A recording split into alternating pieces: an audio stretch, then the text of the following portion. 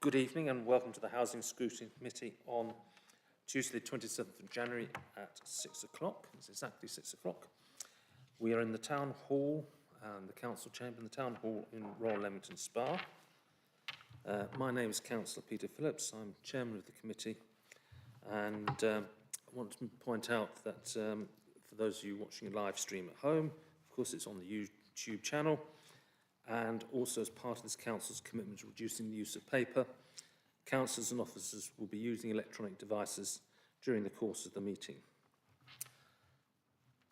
As well as the members of the committee, we're joined tonight by, on my right, Darren Knight, Deputy Chief Executive, on my left, Josie Rainwright, who is our Scrutiny Officer.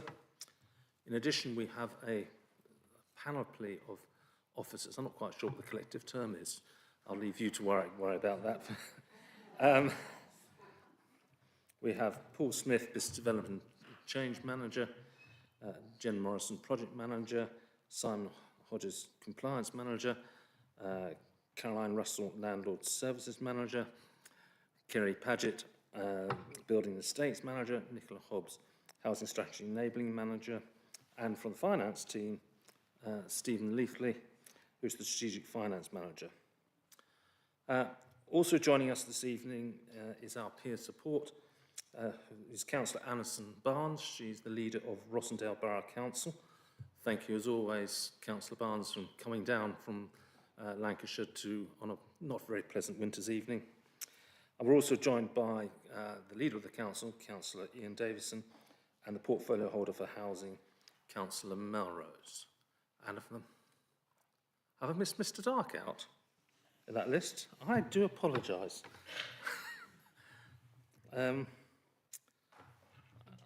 Interest estimates. Thank you. I just remember what your title was. I do apologise about that. Emergency procedure. I will read it out. I'm not 100% certain that everybody's been here before. There are no planned tests of the emergency alarm. If the alarm does sound, everyone present must leave by the designated exit route. If the preferred route is blocked, use the nearest signed alternative route. Don't use the lift. And everyone must assemble at the designated point, which is the central reservation in Regent Grove, in front of the police station. Members should report to council officer report to the committee services officer, and please do not re-enter the building until the fire officer advises that it is safe to do so. Now, I've also been asked to remind councillors that and officers for that matter, I guess, that when using mics, please do not place any equipment such as your laptop in front of the mic, because this will affect the mic's effectiveness. And please remember not to turn away from the mic when speaking. I hope, members, you have seen that we have published pre-scrutiny Q&As on the council's website, and you've all had a chance to read them. And again, thank you to those councillors who have put those questions in. It's always helpful to everybody to have those Q&As. So, moving on to the agenda. Apologies and substitutes is agenda item 1. I've received apologies from Councillor Jones. I don't think there are any other apologies, unless somebody corrects me here. No. Thank you. Members, declaration notice, item 2. Do members have anything to declare? No? Good. Thank you. That's item 2. Item 3. To confirm the minutes of the meeting held on the 2nd December 2025. Firstly, before I put those to the committee, I would draw your attention to the update and actions. There's a summary document. I hope you've all seen that. I think the only one that's outstanding was point 3, relation to feedback from the Residents Involvement Group on the 2nd December 2025, and share that with committee members, why some tenants were not allowing access to their properties. Now, Councillor Melrose, that was assigned to you. I don't know if you've had a chance to feed that back, if you'd like to give us a quick update. So the last resident group was last week, where they had some discussions around, you know, how to get increased membership, because again, it was quite a low meeting. So they've talked about times of the meeting, ways of communicating it out, but a more extensive update will come in the next few days. I just haven't had it in time. Okay, thank you. Any questions or comments on the minutes or any of the actions from members or comments from officers? So I need a proposer, please, for the minutes. Councillor Knight and a seconder, Councillor Bode. Thank you very much. Now, can I see all those in favour of approving those minutes? Thank you. That's unanimous. Thank you very much, members. Just looking at the agenda, we're going to slightly change the order. We will do the work programme now, but then I'm going to take item 6 so that Mr Leafley doesn't have to stay for the whole meeting before item 5, just for your information, members. So, moving on to item 4, the work programme. Members, do you have any items you want to add to the work programme? Or comments on the work programme as circulated? Councillor Firth.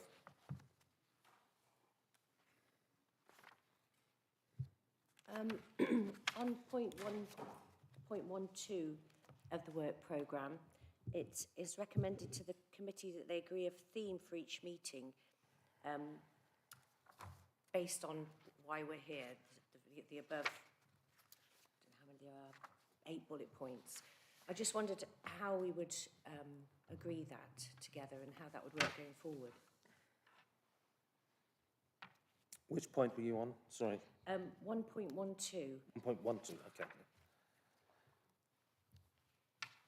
I think that was when, as we started to get through the bow wave of work which we had, there's still a lot of things to do. I mean, let's not pretend there isn't a lot of things to do. We want to try and get a general theme.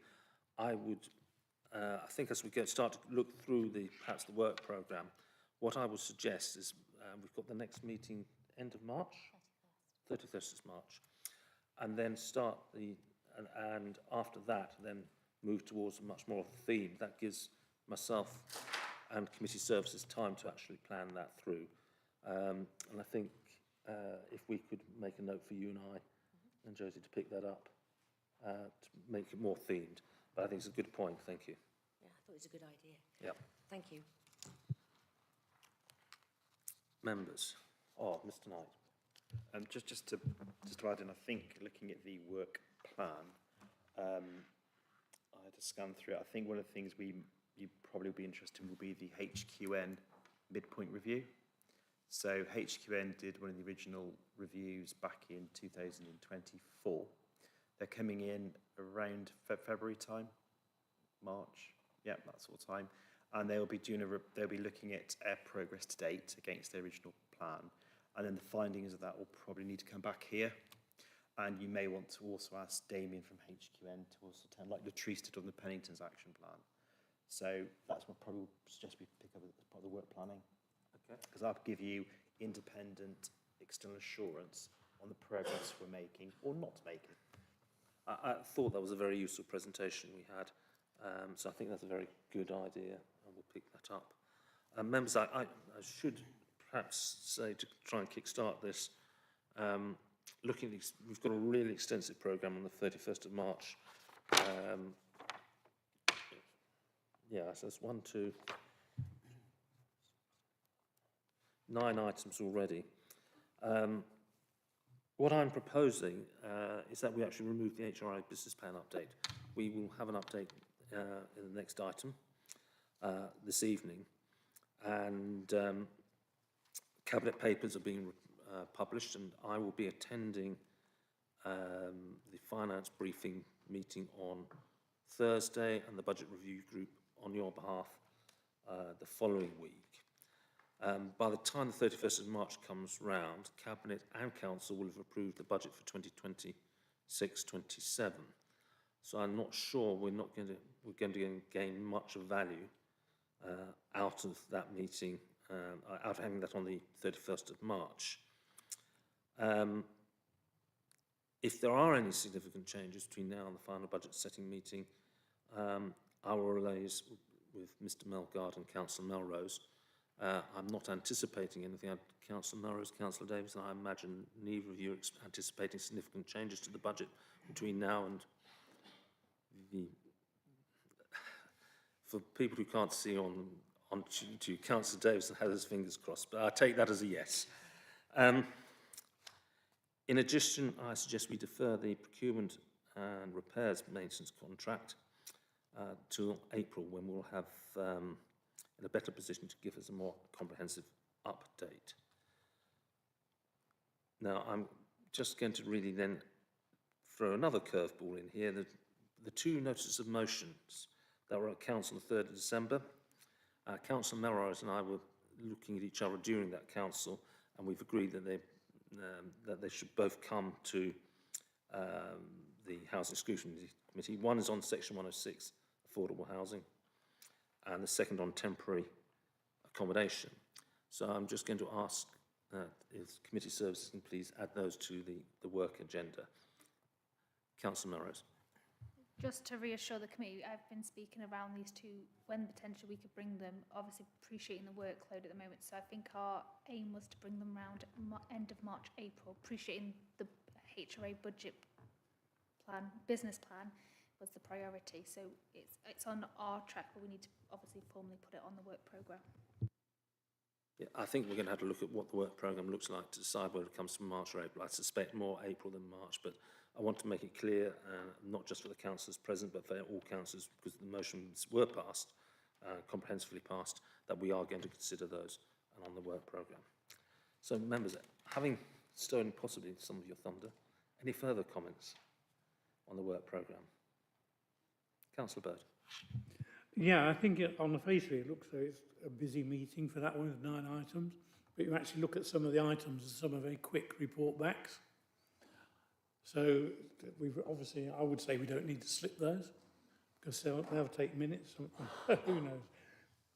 But one would expect some of them to take quite a few minutes to do rather than extended. I mean, take safety of high-rise blocks. We'll get the report on that. We'll question it, job done. So there's lots of things like that which we can do. Because if we start slipping them, then new things coming, we're just going to snowball. Yes, I think the two things I'm taking out are probably the ones that are the right ones. Otherwise, I don't, as you say, if we miss one committee, we're just going to keep building up the bow wave. Councillor Firth, did I see you? It could be me, but on the work programme table, there's a criteria for items on the work plan, and on the criteria column, they don't seem to be assigned to the various titles or jobs that need to be done on the work programme. Is that just an omission, or do you see what I mean? You mean that it's blank? It's blank, yeah. I think you and I better take that away and look at that. Yes, thank you. Thanks. We will pick that up. Thanks. But I think that's a fair point. There should be something there. Yeah. Yes. Thank you.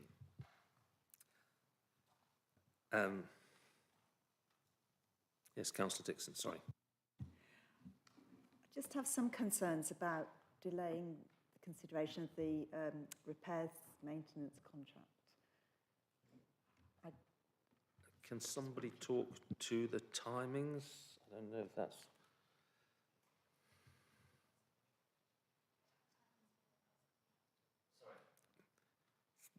Where are we in the timings of the repairs and maintenance contract? If we, Councillor Dixon's point is that we shouldn't be delaying, possibly, I may be misinterpreting what you're saying, but why it's better to wait until April for the repairs and maintenance contract rather than take it in March?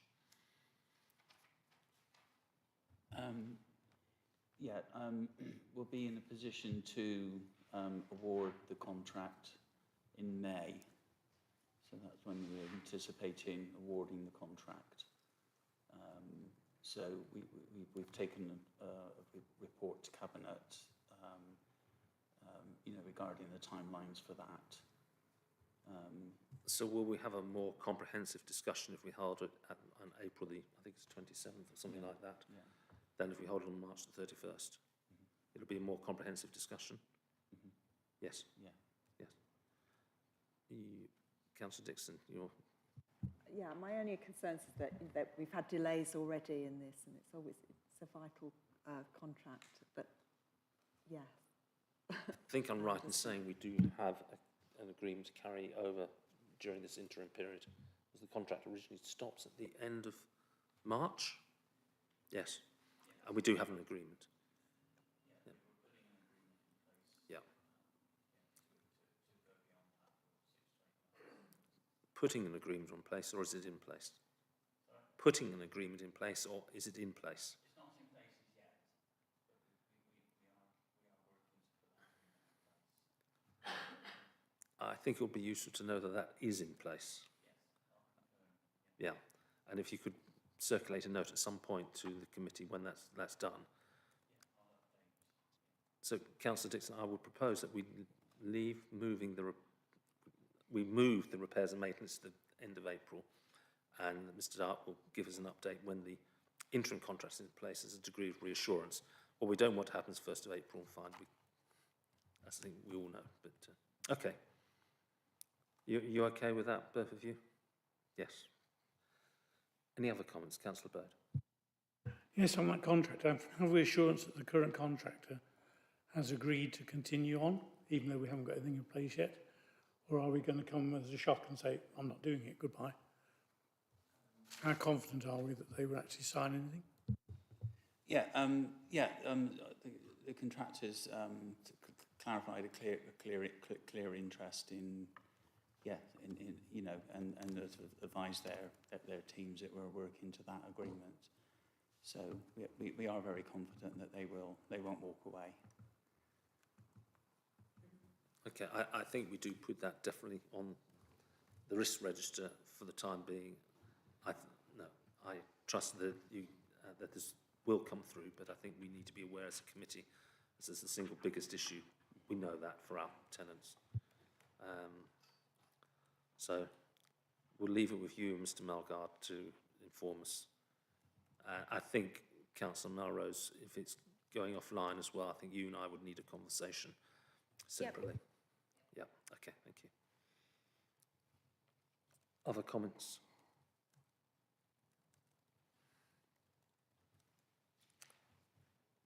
In which case, as chairman, I propose the recommendations along with the changes I suggested on the HRA business plan, the procurement, repairs and maintenance, and the two motions at council in December.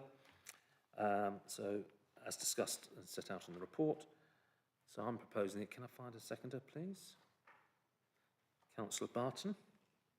Thank you. And can I see all those in favour of that? Thank you.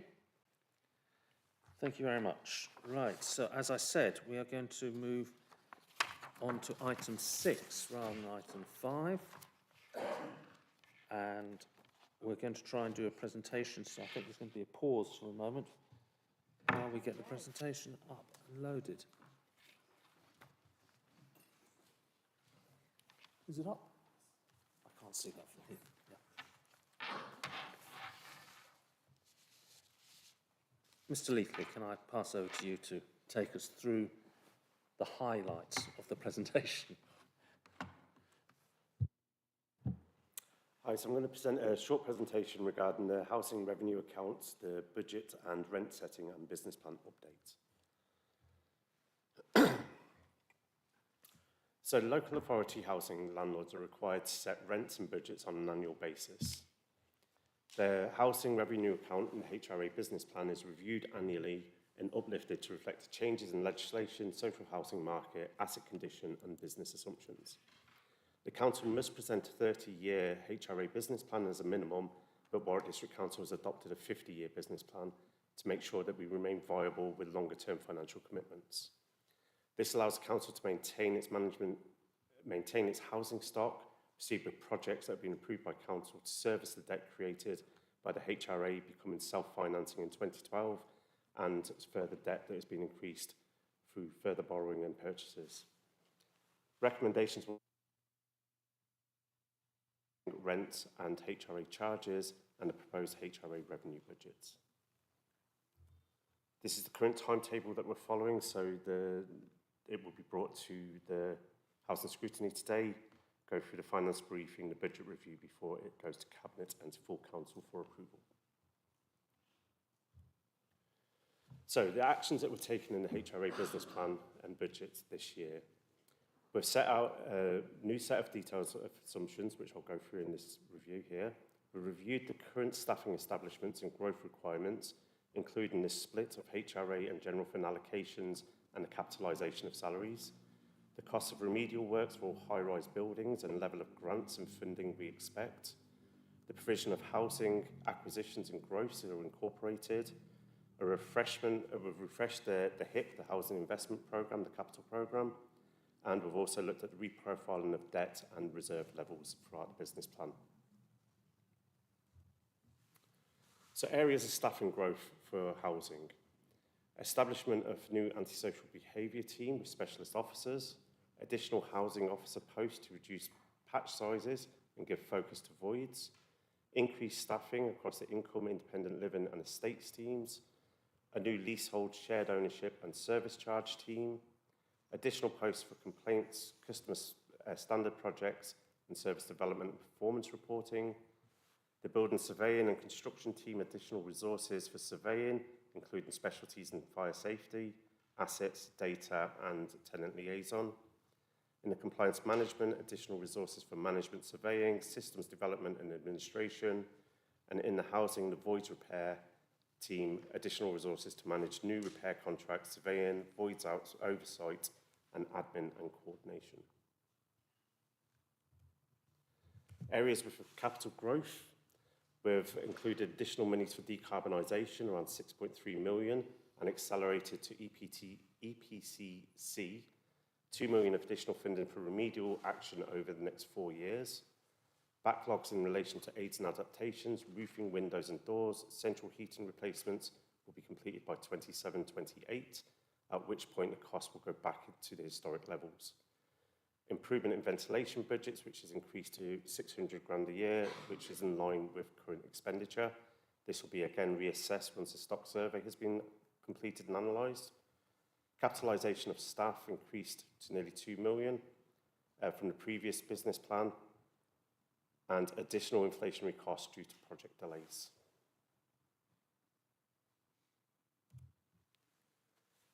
So the expected impact of these increased resources. Following self-referral to the regulator for social housing in 2024, some 28 new posts were approved and recruited to in 2025-26. For 26-27, we have around 40 new posts across all housing services, which have been proposed in the budget, which will potentially grow the establishment from 24-25 by levels up to 50%. Following a full review, some roles will remain funded in full or part by grant funding or general fund or grants, and remain a mixture of fixed terms. Sorry, that's where I was. Where funding is time limited to support the mobilisation of the new repairs contract. With the additional roles, the housing service will be in a stronger position to create a single core housing function by completing the separation of general fund and HRA asset management teams. The service will be focused on delivering customer standards improvement plan to ensure WDC are fully compliant and RSH inspection ready and provide greater leadership and ownership of these key services. Critical areas such as building safety, compliance, contract and commercial management, ASB and leasehold service charges will be strengthened, while end-to-end processes will be improved, increasing satisfaction levels and driving efficiencies. So these are the assumptions that we've included into the business plan going forward. So the first part around about the self-financing debt that we took in 2012. So the profile has been included for the repayments which are due to be made starting in 2053 up to 2061. We've been working with our Treasury Specialist Management teams to actually look at that profile and ensure there's flexibility within the business plan going forward. All salary costs have been inflated with local government pay in settlement. Contract inflation has been inflated where applicable between RPI and CPI of 3.8 and 4.5%. Long-term rent inflations. Within the business plan, it is assumed at 3% to match the current inflation terms of CPI. Within the rents, they increase by CPI plus 1% each year. So for this year, it's 3.8 plus 1, so 4.8%. Gas costs expected to be neutral. Electricity costs have been increased by 5% based on the ESPO contract. All other general expenditure for 25, 26, 26, 27 has been increased by CPI in line with the contracts where they are. Homes England grants can award the council grant subsidy in the HRA in the form of recyclable conditional grants, capital grants, which contribute to the cost of construction and affordable housing, which ensures delivery and increases the viability of the HRA business model. So wherever we're aware of any grants, they've been included as well. Social and affordable rents are inflated annually by CPI at September plus 1, so this year it's 4.8%. After 2027, we've assumed that it's going to be 2% plus 1. So CPI at 2% going forward plus the 1%. So the business plan assumes a 3% growth each year in rents. Service charges, approximately half of the council stock are incorporated into the rent charges. There's no... All void... Sorry, I'm getting lost on what I'm trying to read at the moment.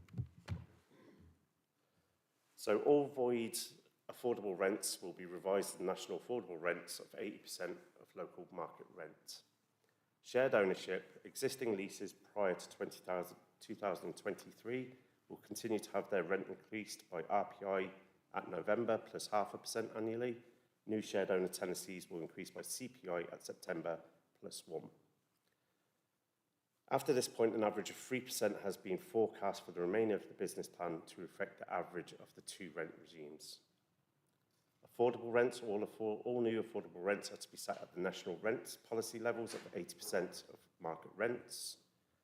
Garage rents are included to increase by 10% annually, and other rents like shops and commercial properties, rent reviews are taken upon new lease and tenants using market commercial rents valuations. Bad debts as a percentage of the gross rent. The bad debt provision in the HRA has been reduced to 1.06 using the trends calculating actual bad debts and the percentage of total income received over the past 12 months. Void rents are 1% for housing and 46% for garage rents. Number of garages demolished. There's, I believe, a new plan coming out in the next, for 26, 28, so it will be updated within that. Management costs. The only time we've increased the management cost has been inflated as part of the budget setting process. When homes are sold, assume no savings on management costs, and the new dwellings will adopt the increased management costs in line with average cost of dwellings. The repairs and maintenance costs have been increased by CPI plus 1% to take up the increase in building material costs, and going forward, the 1% has then been removed. Capital works. A 10-year HIP, the Housing Improvement Plan, is in place. Each of 10 years independently in line with stock survey, climate emergency, fire safety and grant funded. The 10-year plan appears flat across the 10 years with all the categories of work as per the SIPFA guidance. So after this, all increases match the rent increases of CPI plus 1%.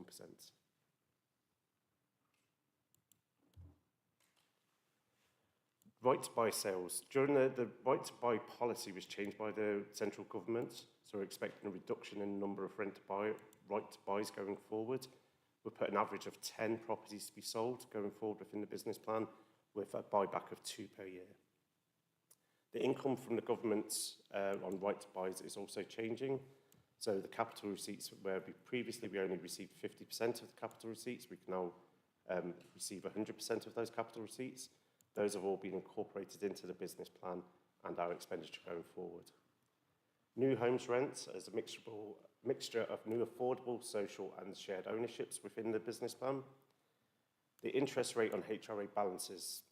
Following Treasury Management review, we are currently assumed on performance of investment of 3.6% and then going forward 3.5%.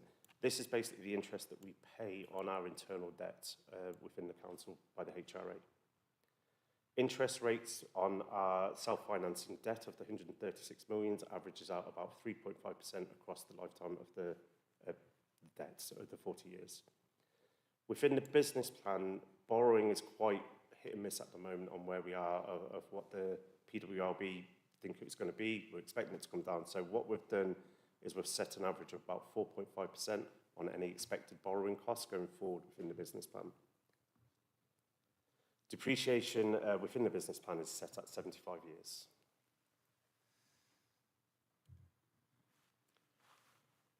What we're trying to do in the business plan this year is utilise our reserves as best as we can to minimise the requirement for borrowing and as we've got high costs of borrowing.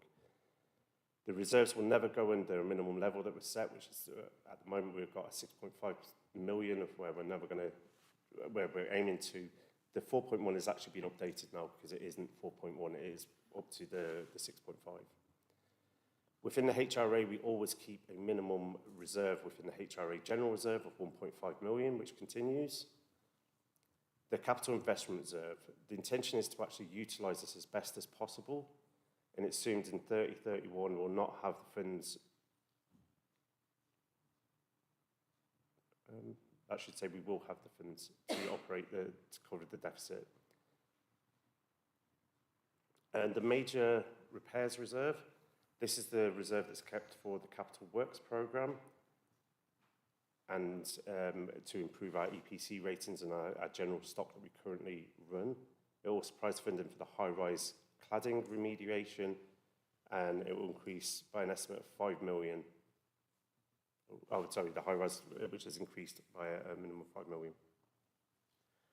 Shared ownership.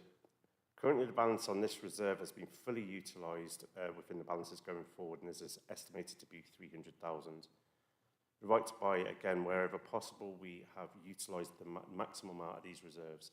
So in a sense, what we're doing with reserves is instead of actually holding the reserves and taking high borrowing, we're trying to utilise the money that we have within the council to minimise the cost of borrowing until borrowing actually brings it back down and becomes more reasonable.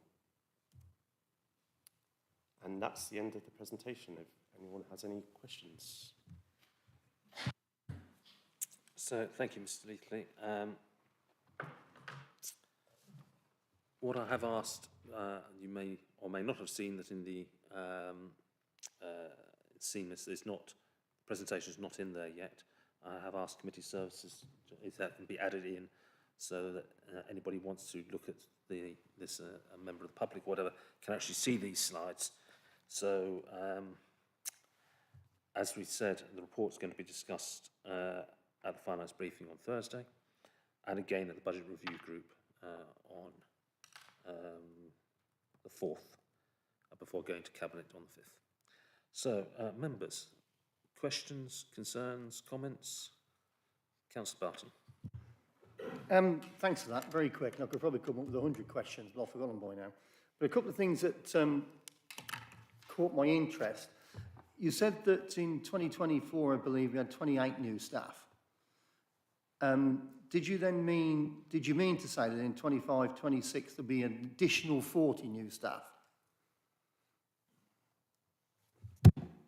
Yes, we are. We're doing a programme at the moment of actually increasing the staff load within the next financial year.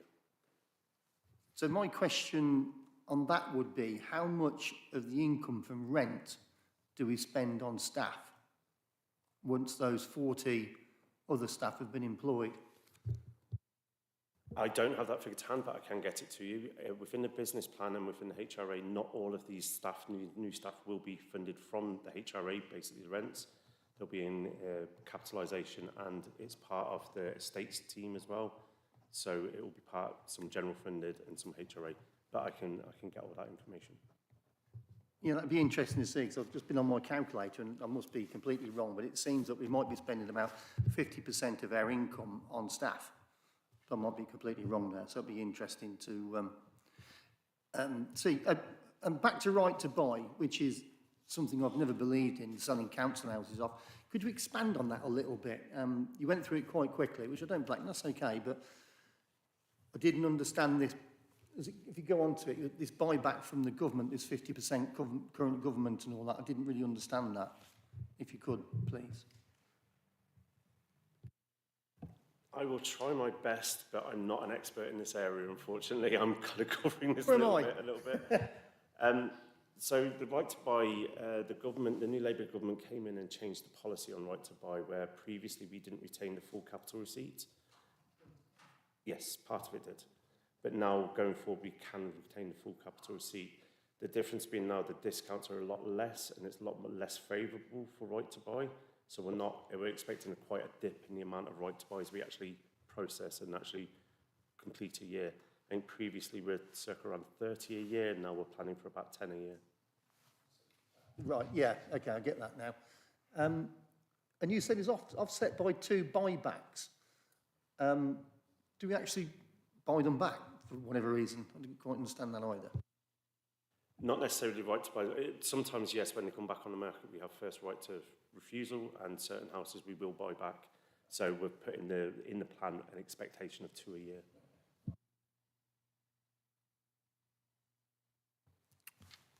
Thank you. Can I just follow up on that point about capitalisation? First of all, I think it'd be useful to know how much of that is going to be funded by the general fund rather than by the HRA. I guess the general fund's more under pressure, let's say is the word, than the HRA is. The HRA isn't under pressure. So I think it'd be useful to follow up from Councillor Barton to know that split between the HRA and the general fund, as well as the percentage of rent, because I guess those that are funded by the general fund won't be counted against the percentage of rent. Could you explain the capitalisation of the staff point that Councillor Barton raised? How does that help? What we've tried to do this year is actually go through the whole of the establishment and new establishment to look at what works are being completed and what works everyone is actually completed to match the funding to the works that they're doing. So within the whole profile of housing, which includes the estates, if they're working on general fund, if they're working on capital projects, if they're working on general HRA. Now, the capitalisation is then charged within the capital accounts, so it shows the true cost of our capital, including our workforce within that. Within the HRA, what we're funding most of that through is the reserve. So I guess in a way you could say it is funded from the same source, it's just categorising them correctly. So everything within the HRA is at the end funded through the CIR, the Capital Investment Reserve. It's just a way of ensuring that we're actually categorising our staffing costs and to the right. So the cash has still gone out, but it's where you then allocate where that cash has been spent. If it's gone onto a commercial property or whatever, you put it against that. Is that what you're saying? The majority of the capitalisation is around the maintenance of the stock and the repair of the stock, so of where the staff are working on that side of things. Where it's a capital project as well, and we have dedicated project officers, they'll be allocated to those new investments that we're doing to show the true cost of the actual purchase of new houses as well. That answer your question? I think so, but let me pass back to other members for other questions. Councillor Bode, I've seen Councillor Whiteman, and did I see Councillor Knight? No, it was Councillor Whiteman, sorry. Councillor Bode.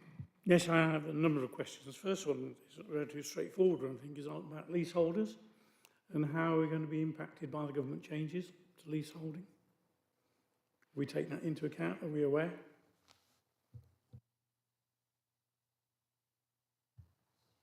Are you... Leaseholders, with the government changing the rules, and there are different bits of the legislation, do we know what impact that will have on the properties that we have with leaseholders in?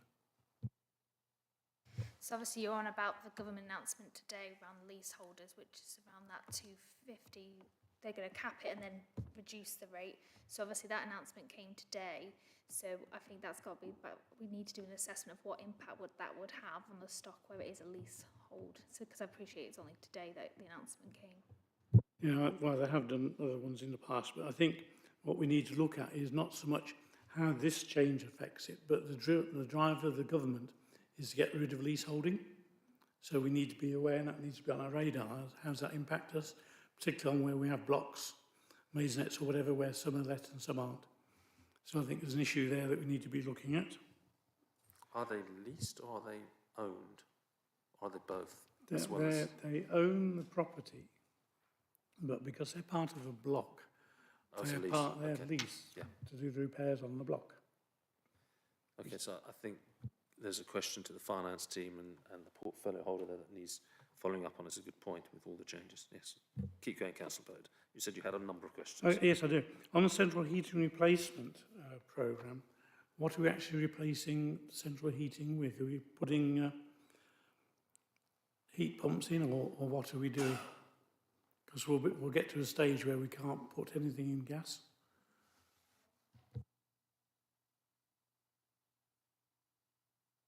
So Mr. Dark is going to answer that. Yeah, I think the main focus at the moment with the energy works is looking to install solar PV. So that's the main focus at the moment.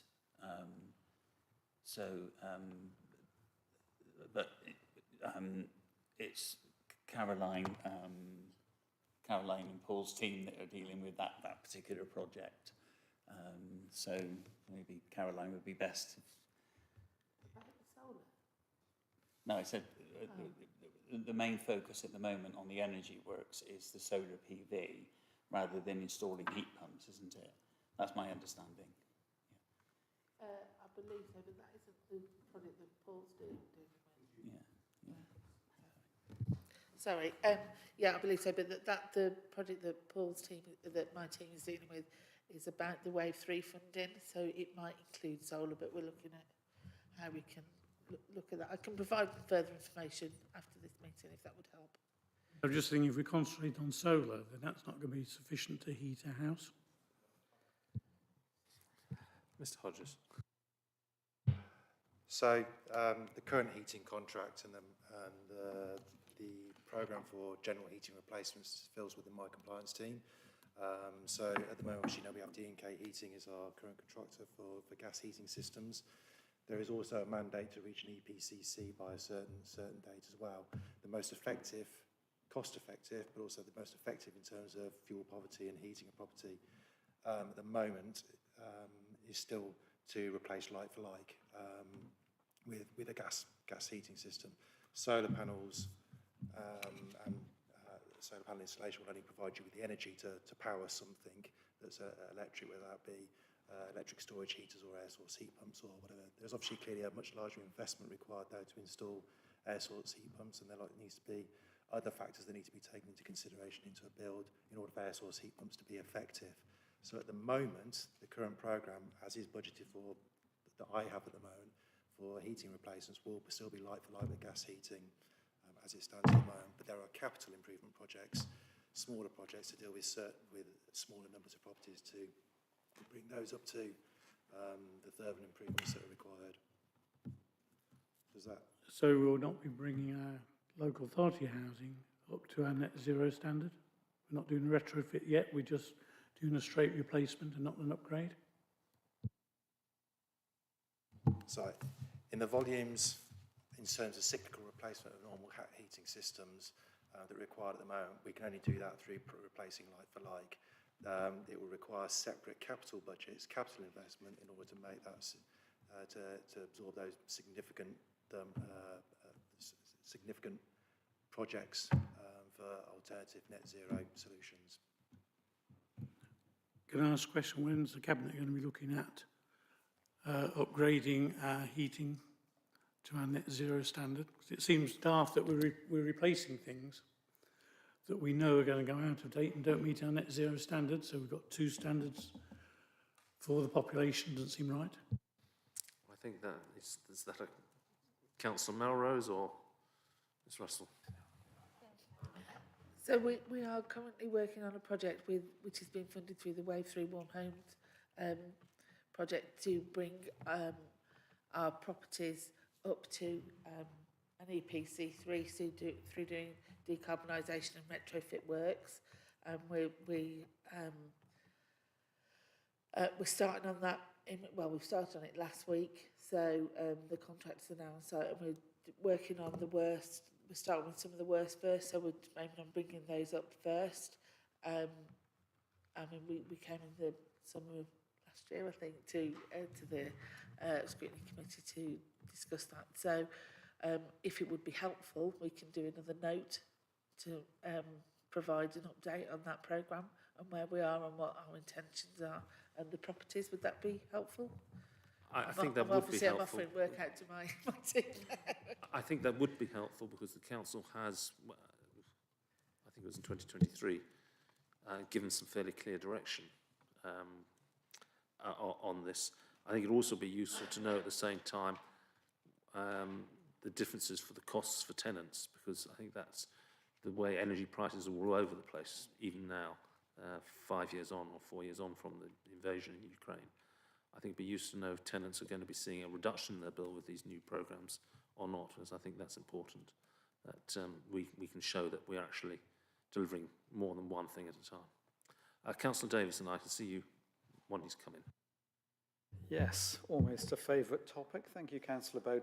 There's a lot you've said there. In terms of genuine net zero for homes, that's incredibly challenging. And the school site's paper due this time. So that has a bit about passive house or equivalent, but even that is, well, read the report on that and see your judgment on it, see what they say. That the proposal there is for a limited number there for various reasons, and even that is not genuine net zero. So to ask why aren't we trying to get all our existing council stock net zero is a bit of a challenge, and I think there was a sort of back of the envelope calculation about how many hundreds of millions or whatever it would cost to do that, and that isn't feasible at the minute. As Caroline was saying, that, and Simon, what we're looking at is how to make them most effective going forwards, which is this Wave 3 project in terms of upgrading, largely to EPCC, but one or two a bit higher. And then the other point, which may have been Councillor Phillips saying, is that we want to be, again, I think this is a report coming to Cabinet, which is about, in the title is offsetting, but the basic bit is for each improvement on this, how does it affect costs and how much does it affect carbon emissions? And that is not, one answer is that it's too complicated to say because it will take an awful lot of money to actually assess in detail for individual houses. But what we're asking officers to do is use industry standard estimates to be able to go and get answers for that. So these improvements, how useful are they? So that is in that paper coming up, but obviously it's work going forwards rather than we have an answer for you now. I don't think there's an unreasonable approach, Councillor Davidson's. I can imagine trying to cost 5,500 properties is not the most straightforward when we've got so many things to do at the moment. But I think we need to understand that in general it's no change, or it's plus 10 or minus 10 or whatever it is, broad numbers, so we can understand the success or otherwise of the upgrading of the housing. Councillor Bowden, back to you, or are you done for them? Sorry, you still got a few, okay. No, affordable rents, my understanding is not a national affordable rent, it's a local affordable rent which applies, and that is 80% of the local market rent. I don't know what that is, but my guess is it's high. So to make it easy, if we said the affordable rent scored 10, where would the social rent be, plus or minus?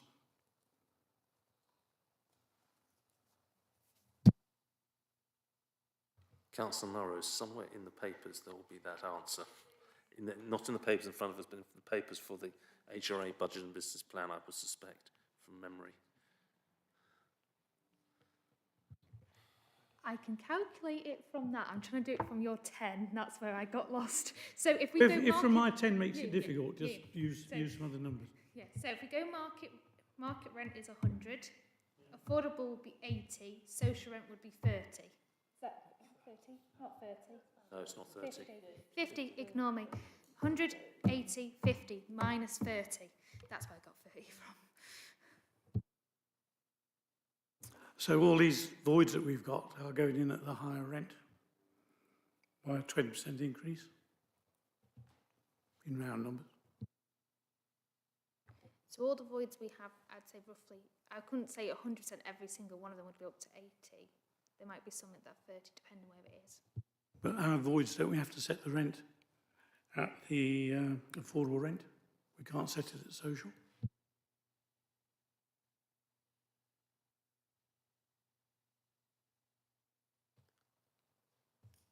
Let me get back to you on that one. And I will answer the question, but So I your don't... question, Councillor Bode, if I can try and... I think I'm following what you're saying, but your question is what rate would the voids be sent we at? have two levels of rent. Yeah, Here, because it's a local affordable rent, given the market in Warwick district, that will be high. yeah. So what I'm trying to find out is how much higher is it than our social rent? Because I think our social rent is set on a national basis with our normal lifts. My guess is the gap is increasing, so we're making it more and more unaffordable for people to come into our property. I can't remember the criteria for social rent versus for who goes on a social rent. Anybody? I'll wait for an answer. I've only got one more question. It's Okay. not quite as difficult. I think there's a... yes, please. I think we're going to have to circulate it right so we can move on. And Councillor Bode's final question for now. Final question on these slides here. It said that the general total reserves was 6.5 million. It wouldn't drop below that. And at the end of the sentence, or the next sentence on, it says the real value will never drop below 4.1 million. What's the difference? I think Mr. Leithley corrected himself during the Yeah, presentation. sorry, the slide hadn't been updated. The 4.1 is inaccurate. It doesn't go below that. Before we circulate that or add it into the CMAS, can we just double check all the data in there and correct what's you correct? I think you corrected a couple of figures when you went through that. Let's just make sure they're all correct when we publish it. Councillor Whiteman. Yeah, well, one of the points I was actually going to raise, Councillor Bode has just covered off really in regards to the voids and the 80% setting of the affordable rent. Just to sort of elaborate on the point Councillor Bode was making there, I was just interested, I don't know whether you'd have the information to light, given that there seems to be some confusion in you coming back, but I just really wanted to know how many properties were affected, how many were previously at a social rent, and what impact do we think that will have on housing demand at the moment? Because obviously we do the feasibility with the tenants before they move in, but if we are reducing the number of stock we've got at lower rents, presumably that is going to have an impact on affordability, as Councillor Bode quite rightly says. I just wonder, in terms of the assumptions when we're working them out, if we've done any work to sort of look at the likely impact of that, if we're going to be pitching the rents at a higher figure on affordability and how we're addressing demand for the for the more vulnerable members of our society who need that additional support. Mr. Leithley, is that one for you? Yes, and myself and within the service, but I'll need to come back to you on that if that's okay. Did you hear that? Yeah, okay, thank you. So it's another follow-up. Again, I think there's going to be quite a few follow-ups in the email here. Keep going, Councillor Whiteman. The second point, I just wanted to clarify my understanding on this, is in regards to... Hold on a moment. You wanted to make a point here?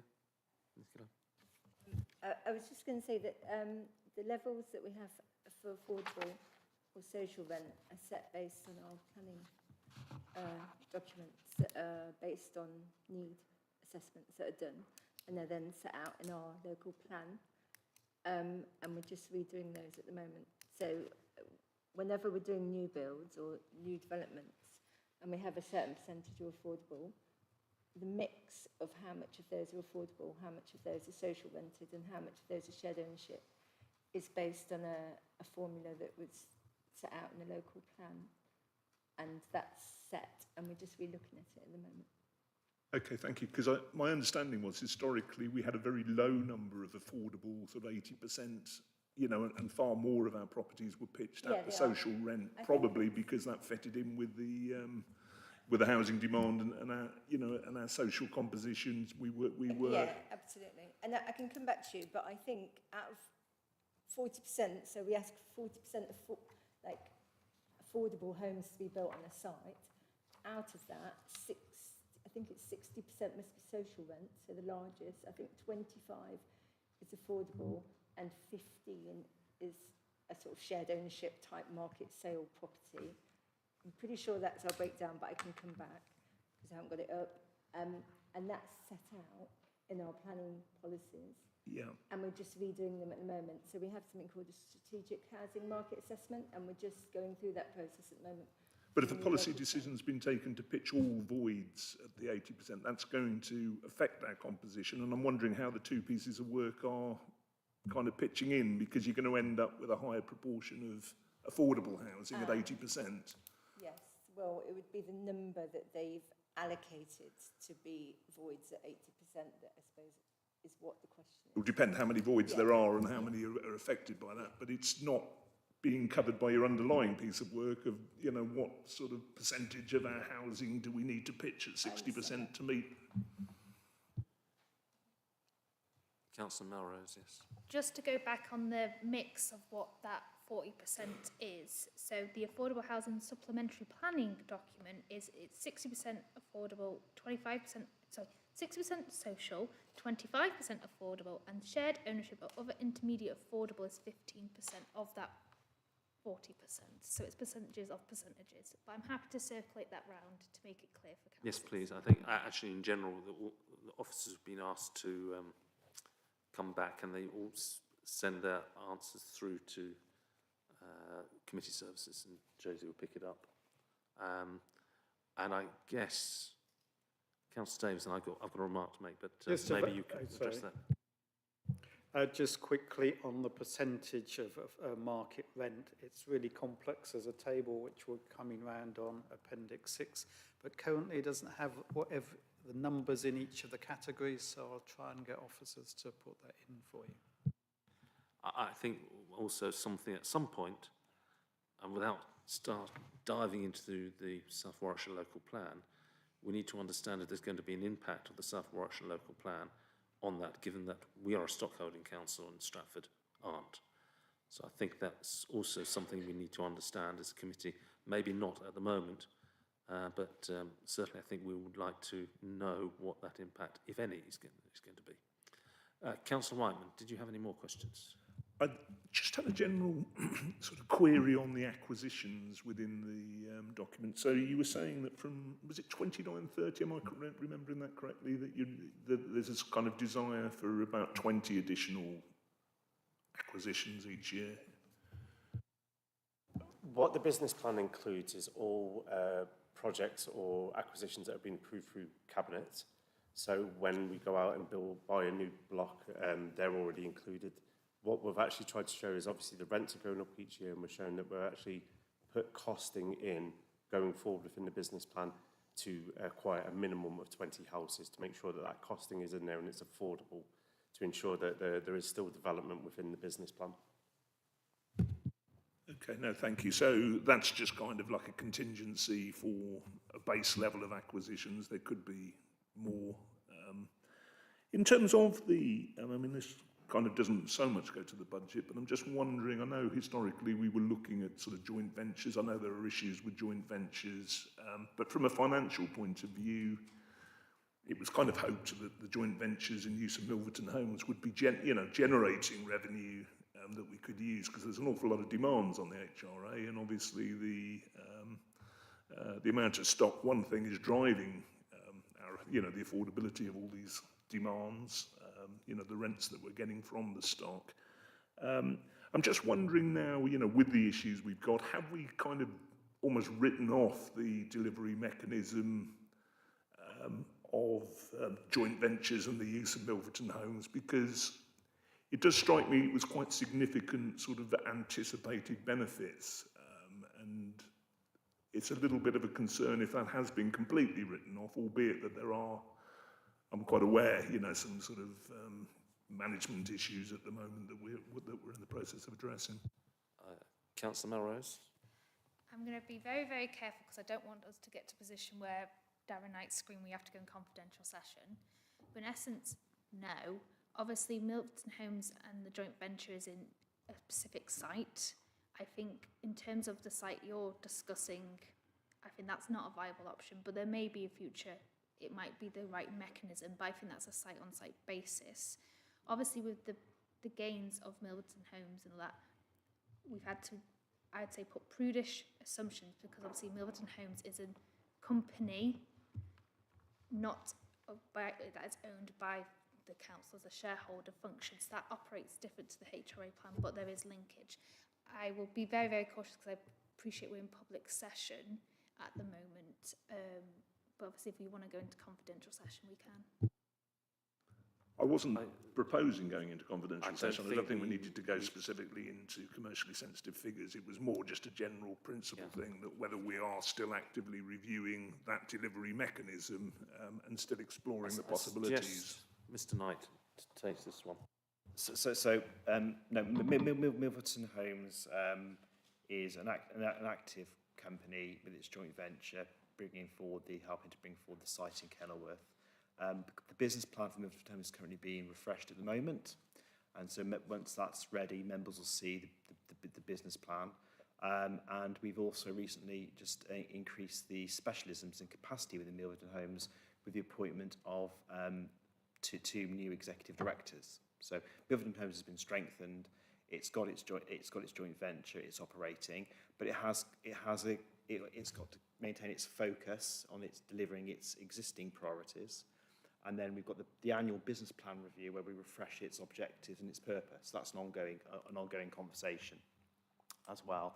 And ultimately, in the future, there may be other joint ventures that come along, and they'll be evaluated and considered by members as and when they arrive.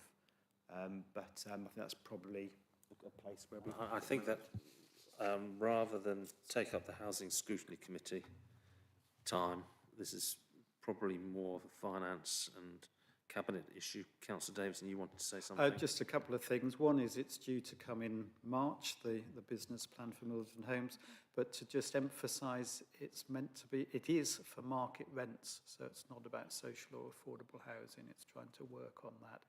And it could purchase in the future houses not through a joint venture, but just purchase. I think that's probably enough on Milverton Homes, as I think we are going off slightly to tangent. I understand the thinking behind that, Councillor Whiteman, but I think that's probably time to move on to another topic.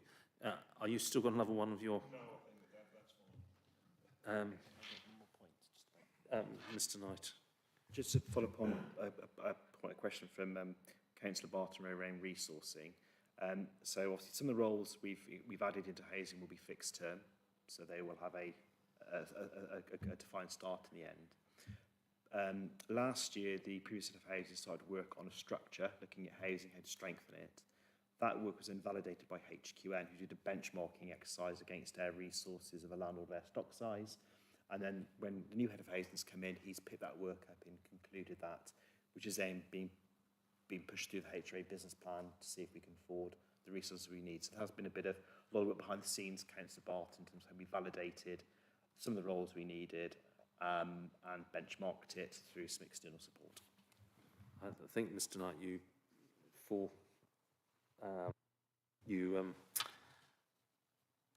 addressed the issue that I'm going to ask.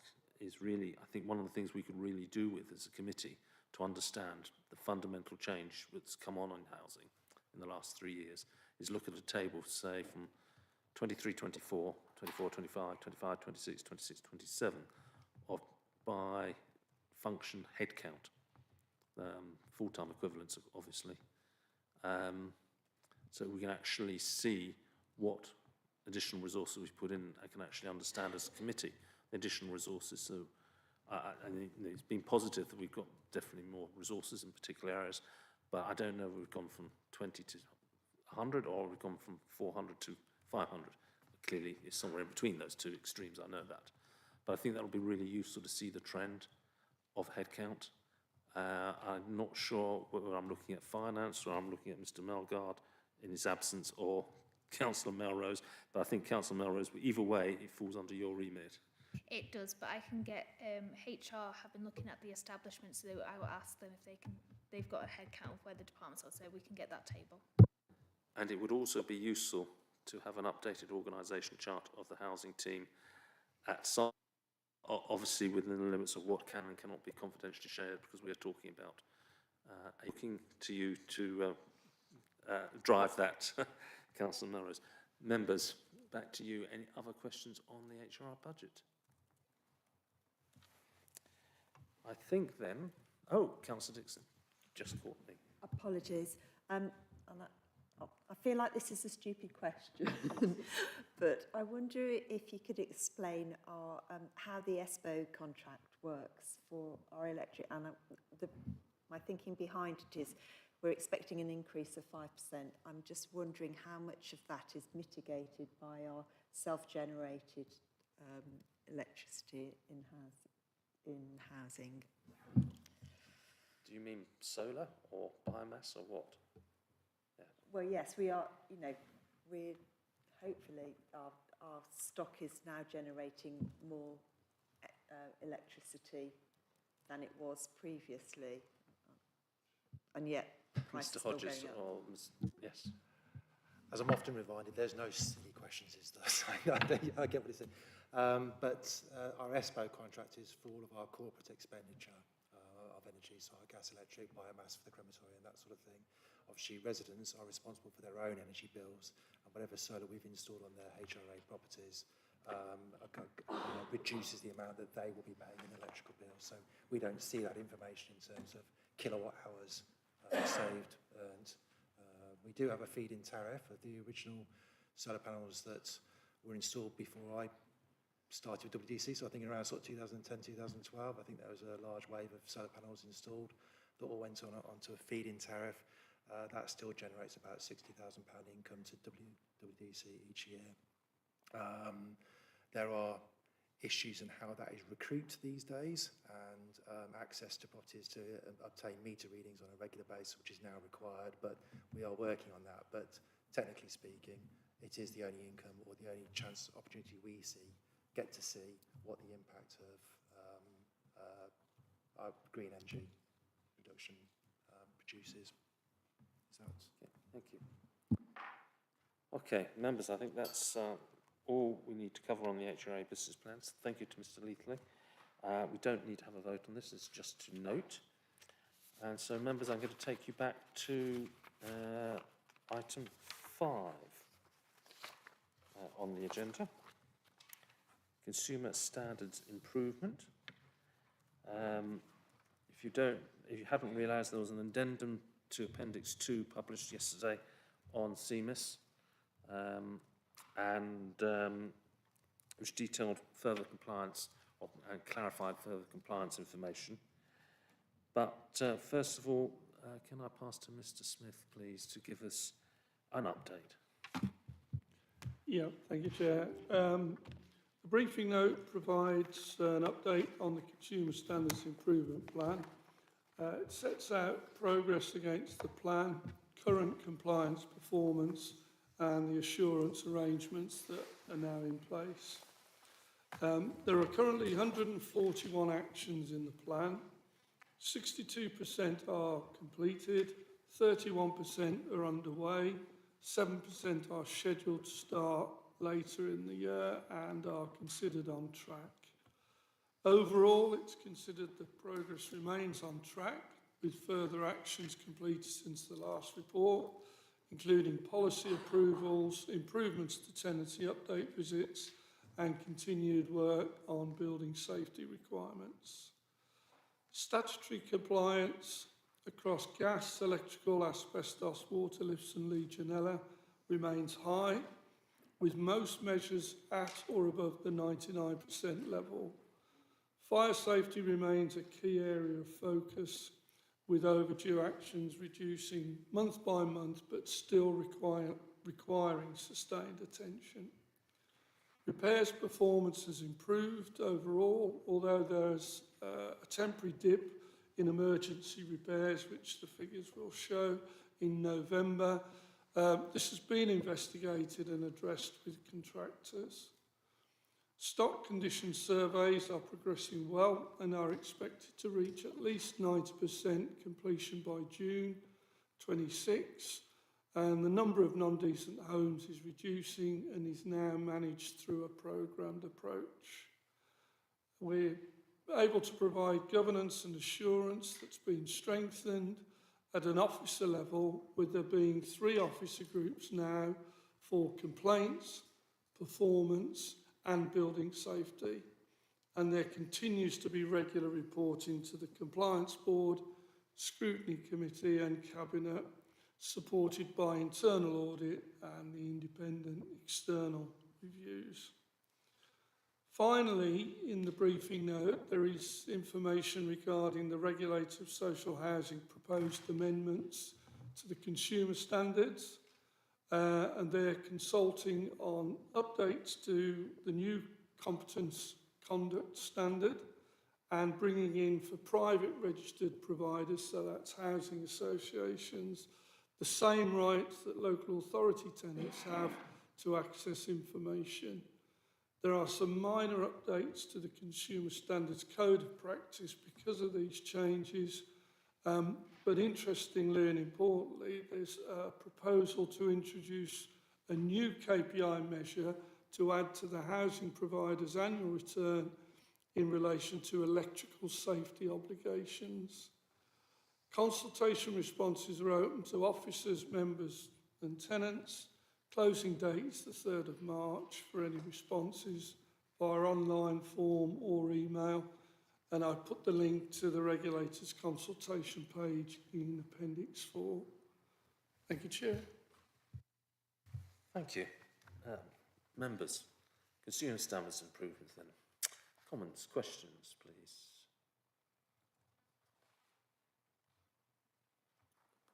Councillor Whiteman. I noticed with the decent homes, we're saying that that's continuing, and after validation there's 171 of our stock that currently isn't decent homes, which you say has been placed into a programme which you're reviewing and will reprofile for report to governance in February. What kind of timescales are we looking at before we get substantive action on those properties that we've now verified are not decent? Chair, if I can ask Phil to comment on that. Thank you.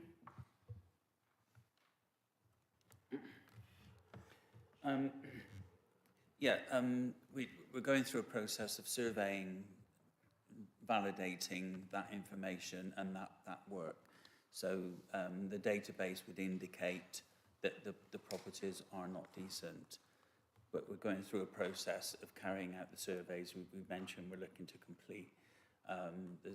The whole survey programme by June.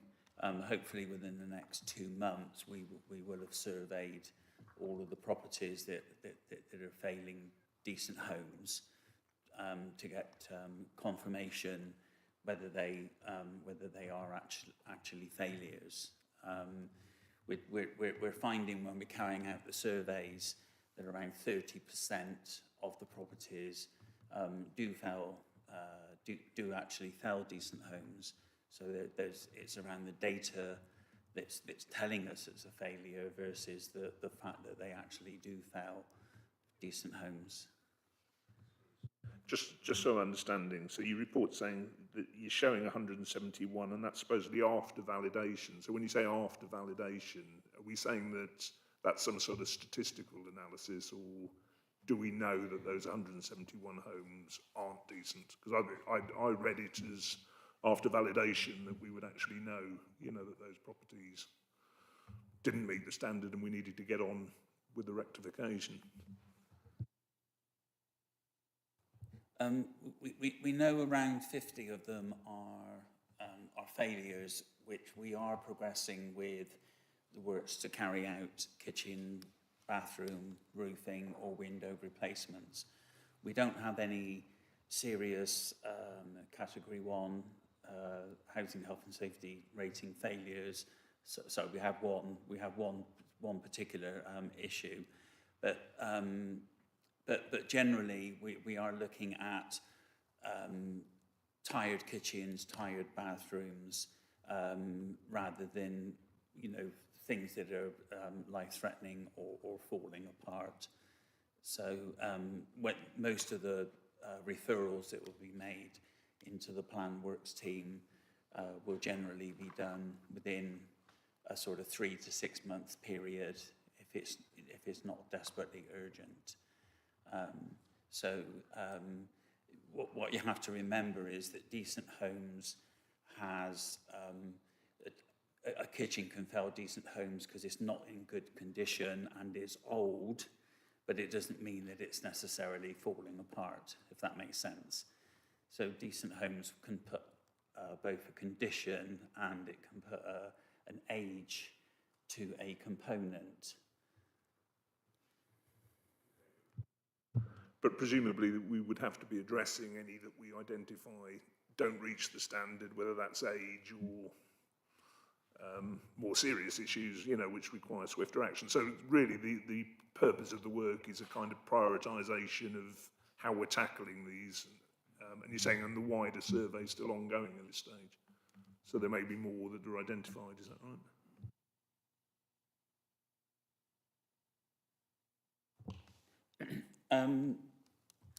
Yes. Yeah. When we go out and we carry out the survey, I think we've probably found 2 or 3 properties that that have failed Decent Homes that weren't showing as a Decent Homes failure. So we're not finding a high rate of Decent Home failures with the surveys of the properties that are indicating that they're in good condition. So at the moment, it's a very low rate. Can I just check here? We're talking, I'm confused with your numbers here. 171, and you're finding 30% of those aren't actually correctly classified as non-decent homes. So that would suggest 70% of 170 aren't decent home standards, which would suggest that's a number of about 120. But, and I'm maybe confusing everybody here, but you've only come across 50 so far that aren't decent homes. But if you're saying 70% of the ones you surveyed aren't decent homes, why is it only 50? Not 120. I look as though I've managed to confuse you, Mr. Dyer, and I can probably confuse. Let me start again. You said earlier on 30% of those that were classified as non-decent homes were in fact decent homes. Sorry, of the properties that we've surveyed, we haven't surveyed all of those 170 properties yet. Yeah. So we haven't surveyed all of those properties. A few months ago, that number was higher. We've surveyed properties. The number has fallen as we've surveyed the properties. Right. I'd have to come back to you with precise figures around, you know. I think that would be useful rather than take up the time of everybody this evening to get to understand the evolution of those numbers. I think my question, following up on Councillor Wyden, though, was for each of the properties that has failed a decent home standard, have we got an action plan? Yes. Each property that fails Decent Homes is put into the plan programme.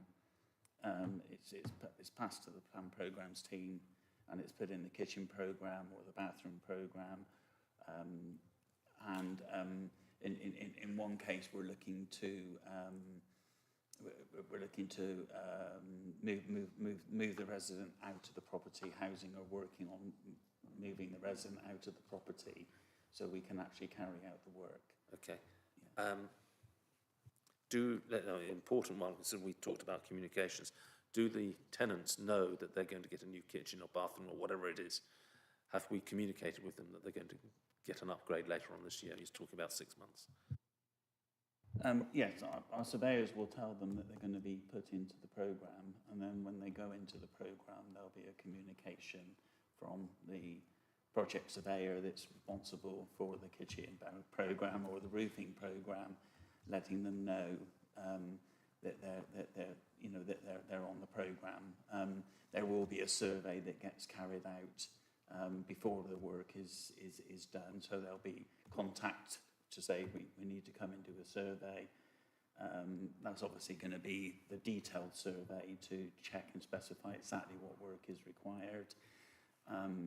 And then they'll then be given an appointment for the work to be carried out.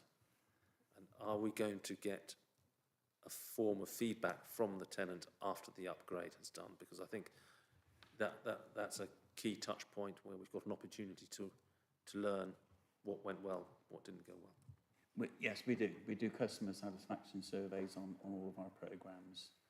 Yeah. Members, thank you. Councillor, who do I choose? I'll go alphabetically. Councillor Bode. Just a question on decent homes. We've been doing decent homes for donkey's years. Decent homes used to be that if the kitchen was over 10, 15 years old, then it got replaced because it didn't meet with decent homes. Likewise with bathrooms. Is that still the case? Yeah, decent home standard, when it first came in, it put an age on kitchens, bathrooms, and I can't think what else. So then the programmes were run and the decent home standards were brought up. So what I would expect is that the ones that were first done are probably coming up to their 15 years. So surely if you'd done a road 15 years ago, you'd need to do all of the road again. Or are we saying we're only replacing ones which have got tatty kitchens and those which are 15 years old but in good condition, we're leaving? Yes, we apply, as I said, we apply both age and condition. So if the kitchen is in good condition, then we wouldn't replace the kitchen just because it's 15 years old, because it's in an acceptable condition. So does that go against us with any inspection? That you've got much older kitchens, which have been looked after, whatever. So we always had the argument when it first came in that not all kitchens are falling apart, but we had to replace them all. So has that changed?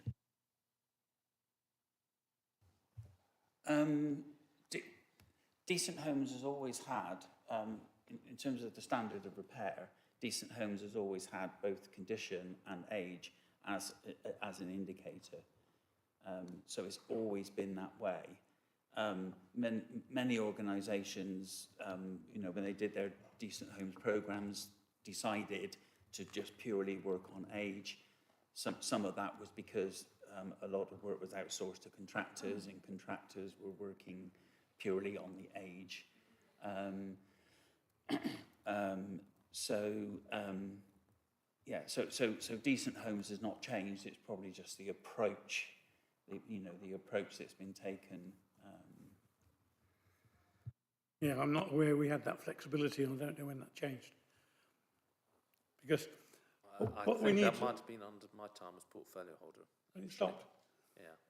I think I asked exactly the same question as you did. I was going back, 10 years now? Yeah. I don't exactly recall, Councillor Bode, but... I do, because I think most of the conversations are the ones that me and you had with Lisa Barker, sat in a room in Riverside House. Phil Dark has laid out the Decent Home Standard is a standard. It's an algorithm. You can go and read great bedtime reading if you want to understand the timescales or the three core elements that make up a Decent Home Standard.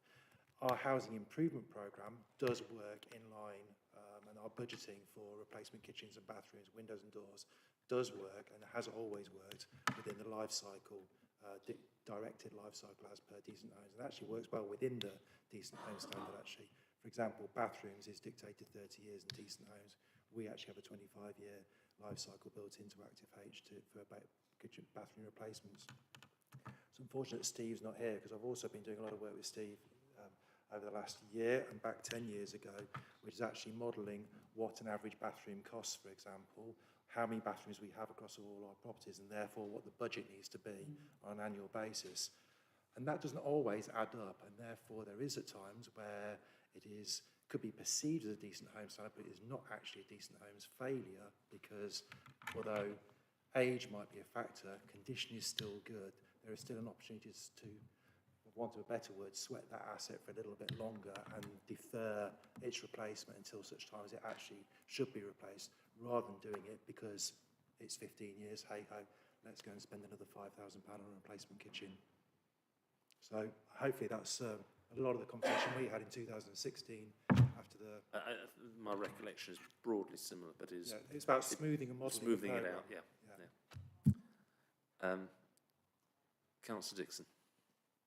Yeah, my question is regarding complaints, and it's coming out of casework really, but I'm aware of,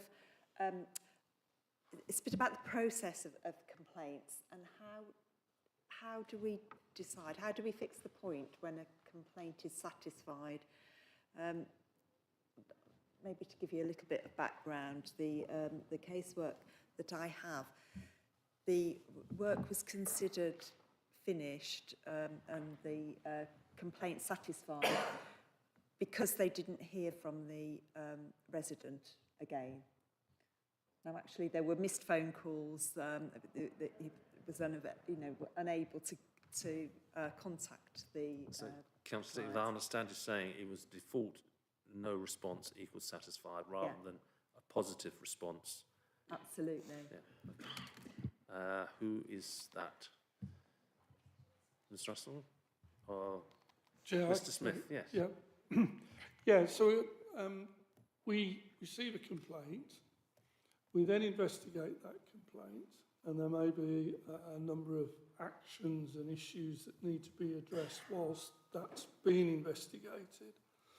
A formal response is then made, and in between time, there's a lot of conversation, or there should be a lot of conversation, interaction with the complainant and the person investigating.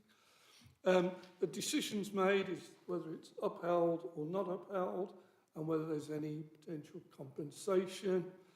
There may be some actions remaining. What the Ombudsman says is that you can close down a complaint when you've done your formal report, and that's when we measure the target of the turnaround times. But the expectation is that if there were or are any actions still remaining, so a repair outstanding, then that is closed down, and until that's done, the complaint isn't sort of formally closed down in terms of a relationship with the tenant. So hopefully that answers the question. If that hasn't happened, we have happily to know and understand who that is, and I can look at that with the team. But importantly, we do follow up with a survey, which is an opportunity then for feedback in terms of whether or not they're happy or not. In the main, if they're not happy or they don't think we've completed the actions or dealt with the complaint correctly, then that's when they tend to go to stage 2 and then on to Ombudsman. And obviously the whole thing with stage 1 is that we prevent that, we deal with that complaint, and that the complainant is happy in the process. Thank you, Chair. It can be that the complainant doesn't close it down, it's that we close it down as a complaint because of lack of response from the tenant. If we've tried a number of times and we've got no response, I would expect the team to have then sort of written and say, you know, this is now closed down. To put you on the spot, what percentage happens that way and what percentage are closed by the tenant? I don't know, but I can have a look to see how many that we've I think it's worth looking at that simply because if it's 80-20 one way or the other, it gives an indication of whether the process is or isn't working effectively. Yeah. So I think that's possibly something to look at. Yeah. Members, anything else? I've got a couple of points here. on page 3, we talk about a golden thread. Can somebody explain to me what the golden thread is, please? Yes, please. I'm going to have a go at that. The golden thread is a documented approach to the information that we hold about our high-risk, high-rise buildings. So it's where the building safety cases will be held, who has access to it. There's a procedural and process document that the building safety lead has put together, and it's all the information associated with each one of those buildings. So it's just a name for a complete report or complete information set. Okay. When I was going through this on last Wednesday, we were looking through this, page 6, emergency repairs requests completed. I'm not sure that's fair to say it's fallen off a cliff in November, but it's certainly dropped very sharply in November from 93 to 83. Do we know what the December number is yet, and do we know what the cause of the November decline was?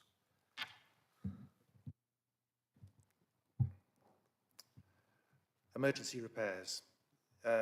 Yes, we do. It's a combination of a couple of factors, actually, but given the number of emergency repairs we actually raise, just a handful has a catastrophic effect on the overall percentage. So there was actually one night during November where an operative went AWOL for a period. It was picked up by the central team quite quickly, and a secondary operative was sent out early in the following morning to deal with the emergency repairs that had been raised. But by that point, they had missed their target. I think that constituted 8 emergencies during that period. There is also a handful of emergency works orders that we've picked up over November being raised by our own team member that have been incorrectly through limitations in their tablets, actually, the portal that they use, through limitations in the portal, that they've actually raised what would be ordinary planned works have been raised as emergencies as well, and have subsequently gone out to say you can't fit a PIV system within 24 hours of asking the contractor to do so. So, yeah, there was a total of 8 works orders raised in November that shouldn't have resulted the way in which they did. Ordinarily, though, history to date shows that November was an anomaly for those reasons. That has been addressed both with the contractor and the internal surveyor that has raised those works orders incorrectly. And where processes are identified as weak, have we changed those processes, or in the process of changing them? So the investigation to that, the question about November was raised at the beginning of this month. The investigation to that has taken place with the contractor in the first couple of weeks of January. Our contract meeting is tomorrow. Sorry, it's Friday. Friday morning, where I'll address our further concerns about processes and making sure it doesn't happen again on Friday. Okay. And is that the reason the outstanding repairs have gone up as well? Because they're now gone from 1012 to 1165. No, the outstanding repairs, as I said, in the emergency works was only constitutes about 10% of our entire works history. So a small handful of emergency repairs wouldn't generally affect that. November leading into, I think October leading into November, December is always, there is always a volume rise in works orders for sure. The WIP, the work in progress, does increase.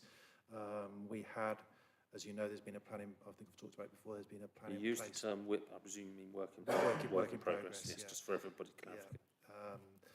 So I think I've just talked about it before, that there is a plan in place at the moment with primary repairs and maintenance contract Axis, where the majority of the bulk of this work in progress sits, where our contract administrator is meeting with them daily, at least for an hour, generally 2 hours most days, to go through the work in progress and address the outstanding works orders that are overdue, why they're overdue, if it's administrative, correct the administration behind them, And that is, as I say, an hour's job, 2 hours a job daily for.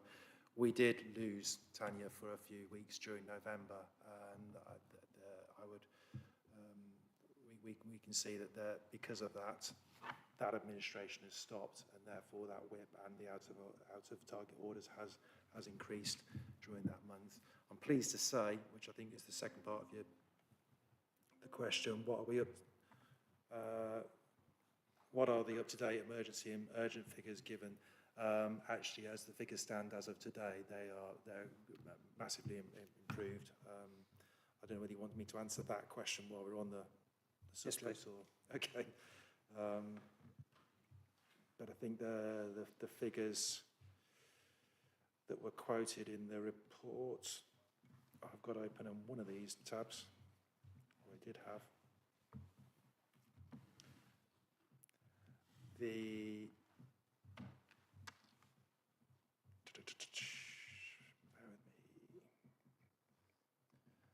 Well, let's just deal with where we are today.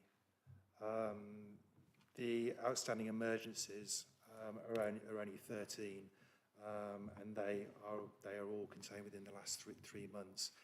They are all administrative areas that are rating either subcontractors to provide us with accurate detail on when they've completed that works order, or for financial completion, the details of what they did on that works order in order to be able to complete it. So none of those instances are actually outstanding emergencies. So that's reduced from 80 odd, I think, that was in the November report, down to 30. 18 or 80? 80 in the November report, down to 13 as of today. Conversely, the urgent repairs are down from, I think it was 170 down to 74, and again, 80%, 90% of all those works orders sit within the last 3 months. So again, show that we are catching up. Basically, although the numbers have reduced, but also the timeline of how far back we're going has massively reduced to within just the 6 months at the most now. General routine repairs, that is still a challenge. We're still trying to overcome that. That's because it's not just with Axis, it's with other contractors as well. I think this is part of the disadvantage of having a report at the end of January, which only goes to the end of November, but that's a topic later on if we get time to get to that about reporting. FAR target on page 11, which is one of the detailed spreadsheets.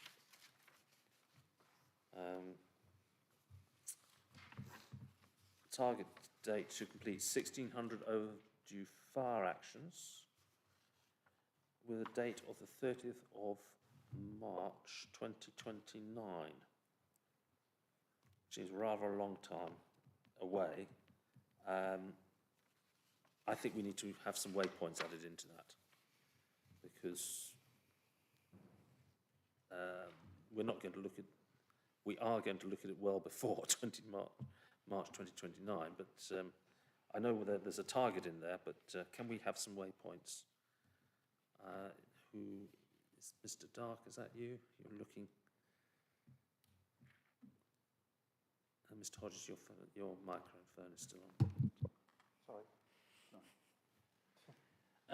Yeah, in terms of the overdue fire actions, I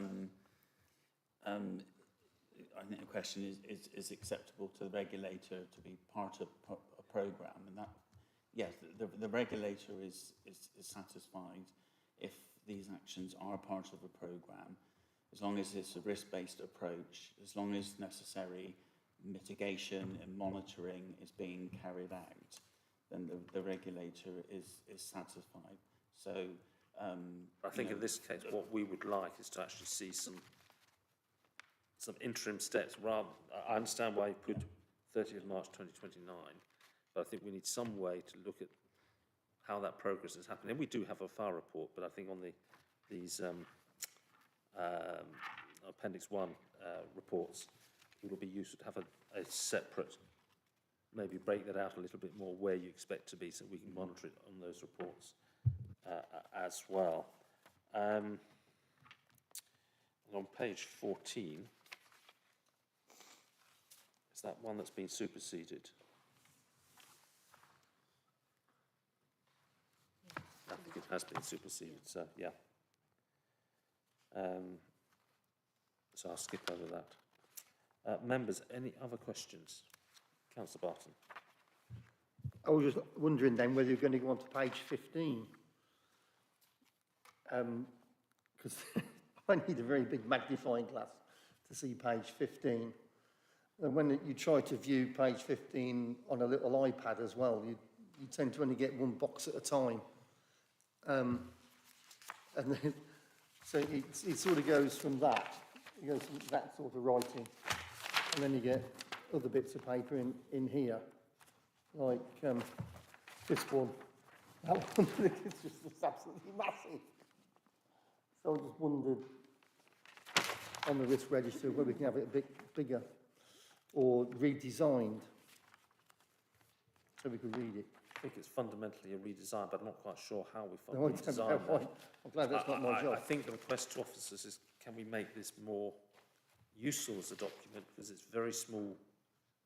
I've got it on A4, and even with my glasses on, I'm struggling to read it. I read this on the screen, was able to blow it up, but I don't know how an iPad works, whether you can do that on an iPad. I presume you can. But it's not easy to read across. So I think that's probably a reasonable request, that these sheets, although they're useful, we are struggling with them in terms of trying to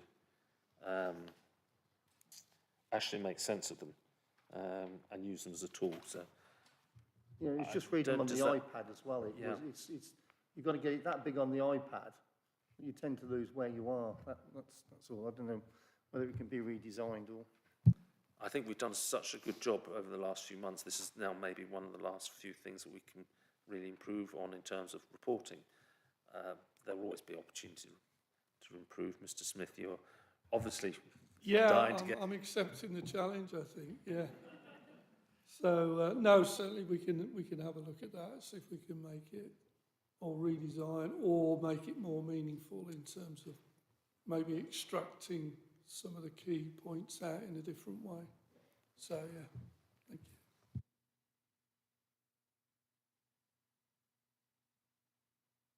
you. Sorry, any other questions?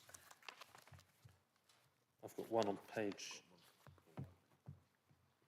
Councillor Whiteman. Just clarify in regards to the stock condition survey. I was just looking at Appendix 2, and I appreciate, you know, we've discussed at some length on previous meetings the difficulties in terms of getting 100%, and I'm looking there, you know, I understand the attempts over the last 3 years. We'd managed to get access for 75%, and we're now focusing in on the remaining 25%. I see that's kind of the target to get up to the 90-95% has gone back to the end of June, is that right? Because of staff sickness and problems with access. I noticed the revised date is subject to getting access. I'm just a little bit sort of confused the way it's set out. I just wondered if I can sort of clarify that. We're looking to get to 90-95%. But that's if we get access. We know we're focusing in on the properties where we've historically had difficulties getting access. And to achieve the targets as well, we're saying that we'll be using intelligent cloning. Do we have a plan to get to 100%? I know we've discussed before, that's an extremely difficult target. It's almost, it strikes me, you know, it's almost a particularly unfair target to get to 100% because there are always these exceptions, but I think that's what we're aiming for, is it not, 100%? And how are we going to get there? Will we get to 100% using intelligent cloning?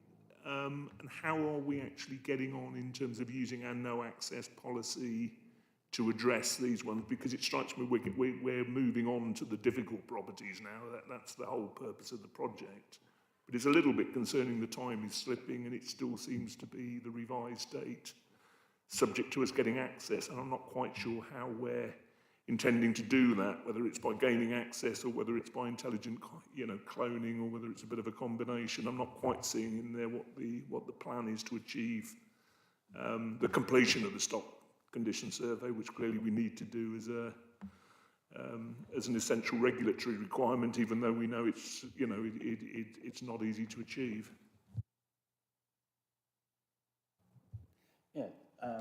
It's a great question, and we will look to use various means to gain access. So where we've exhausted 4 attempts currently at getting access, we're looking to link up with when the gas servicing is next happening, so we can carry out a stock condition survey when the gas servicing is being done. Or if there's an electrical testing programme, then you know we'll be looking to link up with that. So that's an initial route. We haven't as yet progressed down the no access policy route. The no access policy has been signed off now. That is an option for us to use a no access policy. We've written it into there, you know, into the policy that it would cover inspections for regulatory purposes. So that's something that we have to do. In terms of getting injunctions for access, it's very much you know, quite a new area now in terms of getting injunctions for access, something to be tested through the courts, through the processes, you know, in the courts, and how the courts are going to how the courts are going to judge. If you think of, you know, it's not taken as read that you will get access even for a gas service. You have to show you followed a process.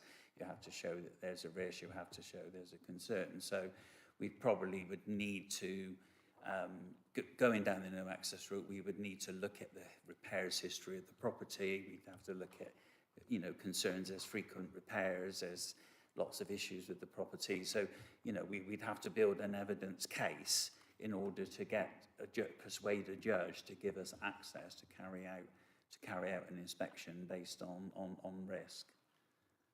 I imagine that's a last resort. Yes.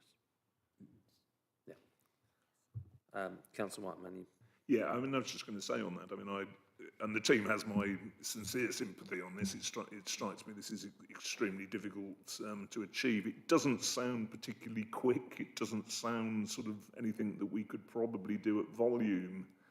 And given that this project is kind of looking at 1 in 4 of our properties that we're honing in on, that we've had historical access, how confident are we that we are kind of now making the progress that we need to? Because we're dealing clearly with a thorny issue here in terms of dealing with these ones that historically we've not been able to get into.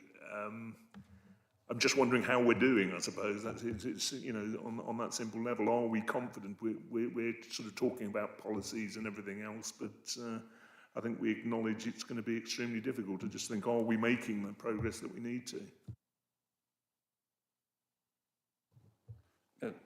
It's why we've extended the date based on experience. We lost a member of the team to long-term sickness. We've now recruited, just before Christmas, we've recruited now a surveyor into position to fill that post. So the access rates have improved after Christmas. December was obviously a very challenging month in terms of getting access. But we have seen some improvement now in access rates. Unfortunately, all 100% of stock, there was an attempt to access that, more than one attempt as well by stock condition surveyors that were appointed company. So, we've attempted to survey 100% of our properties. And as I said, the findings of the surveys and the feedback that the team are getting often from the residents is that they're happy with the properties. They don't think there's anything wrong with the properties. They're not, they don't feel there would be any benefit to letting somebody come in, because we obviously try to sell the survey to them. We try to explain that we want to be able to plan your kitchen, plan your bathroom, plan these investment works. So when I'm interviewing the surveyors, one of the questions I ask is, how are you going to persuade a tenant to let you carry out the survey? So I'm looking for that salesmanship, if you like, from the staff that are doing it. So, yeah, and you know, we will get refusals. You know, we will just get outright refusals to allow access. I think the best thing is us to continue to monitor the number. Mr. Hodges, you want to make a brief addition to that? You've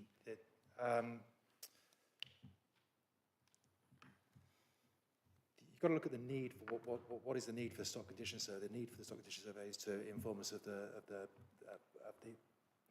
data around the asset itself, the attributes, which all leads into whether the property is then meets decent home standard or not. The stock condition survey all leads into that information that leads into our plan programs and our HIT program going forward. Now, of that target of 100% is to achieve to undertake a stock condition survey within 5 years of the property. There is actually a much smaller percentage, I think it's only about 2% of our properties that have never had any stock condition survey with no data in the database or any regional data in the database on them. All of the assets have data on them. It's just that how old is that data and how well then does that inform your plan programs and whether it's decent or not. So yes, the challenge is getting all those stock condition surveys done, 100% of them done within a 5-year rotation, and that is what's proving quite challenging. There isn't a mandatory requirement on us to do that, unlike gas safe certificates and EICRs. And given the resources that there is within housing to follow through with the no access policy, the legal aspect of it, potential injunctions, is that we focus firstly on those mandatory regulatory requirements like gas safe, which has been around for a long time. But more recently, over the last 3 or 4 months, electrical safety is now being mandated, 5-year cyclical. Fire door inspections will be next. So it's all those elements that we've got to focus the no access policy on first, and then start applying it to other areas of the business, including stock condition surveys. But you say you've got to, by people not providing us with access to undertake the stock condition survey, all it does is just means that the data is out of date in terms of informing us of when we might need to replace their kitchen. I suggest that we keep an eye on this as a committee and look at the reporting numbers of how many more we've got to do by the end of June next time, at the end of March, in the normal statistics. I'm conscious of we're 5 to 8. I'm going to move us on. If there's any outstanding questions from what I think is always the heart of this meeting, please email them to committee services, and we'll pass them on to the relevant officer. So I am going to move on to item 7, garage sites within the HRA estate. Mr. Russell or Ms. Paget, who is going to take that? Thank you, Chair. So we, the summary of the report is we have been asked to look at our garage estate throughout the HRA, to look at what some of the issues are with our garages and our allocating and letting of the garages. We have established some bases for what we've been allocating, some of the issues with the garages themselves, and what's been happening historically. We've established that there's been a piece of work that was carried out going on for 7 years ago now to look at a full stock condition of the garages that produced a very basic programme of works, which was roughly estimated costs included.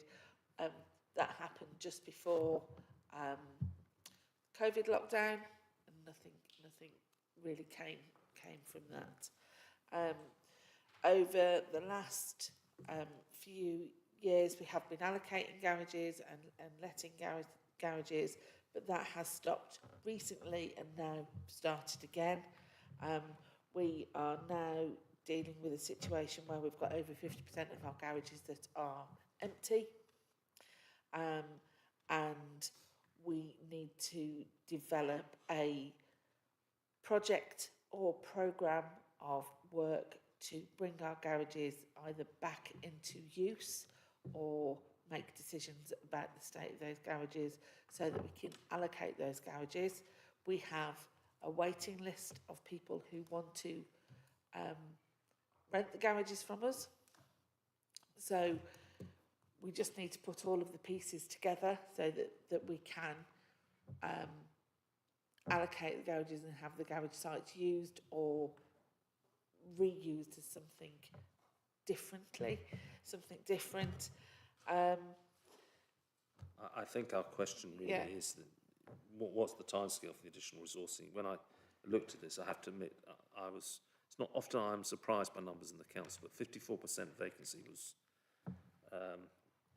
very surprising. I was very surprised too, And I have to say. obviously not a satisfactory situation. And also, given the garages tend to be in residential areas by definition, Yes. it's an obvious use for perhaps redevelopment, brownfield. We've done that before. I think it was about 6 or 8 years ago, we put some bungalows on some garages. I can't remember where it was. I think it might have been in Brunswick Ward. I mean, the key question for me is what the timescale sorting this out, what we're going to do with the garages and how, if we're going to invest in them or we're going to reuse them for other purposes. I think that is the part of the programme of works that we need to establish, because we've got some data that was going on for 7 years old. Some of that will be useful to form a basis for the programme.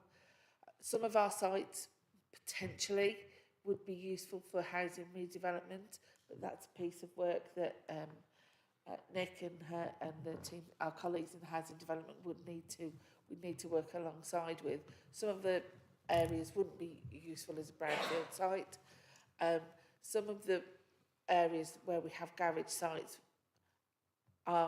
there are issues with parking, so we need to make some decisions about whether we keep the garages or we demolish the garages and create parking areas. There are quite a lot of decisions that we need to make, but we need to make informed decisions, and we need to make sure that we are we plan this properly, carefully and effectively, so that we get a conclusion to it, which is why I'm proposing this project, because there are hugely competing priorities. This will be one that just keeps falling down the list, because we have the issues with, as you're all aware, the regulator, the compliance. They're the highest priority. But so this is why I'm also working a for this tenant project. satisfaction issue, because a lot of the garage holders, I presume, are tenants, if not majority, not all. I need to do some analysis on that. They're not all tenants. There are quite a lot of people who rent the garages, who rent several garages to store various different vehicles in. So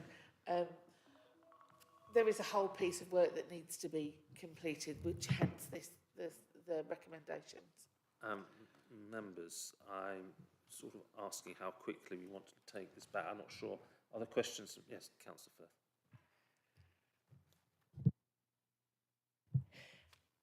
Yeah, I really appreciate that you've got your work cut out for you here. It sounds like a big job. But the thing that stands out for me most, and I just wanted to say it, was point 3.8, where it is, like Chair has mentioned, it's tenant, they don't take a pride in where they live. It's increasing antisocial behaviour, and they're becoming derelict, and fly tipping's happening. And I know you've got your work cut out for you, but I wonder if what could be a priority is making those sites safe.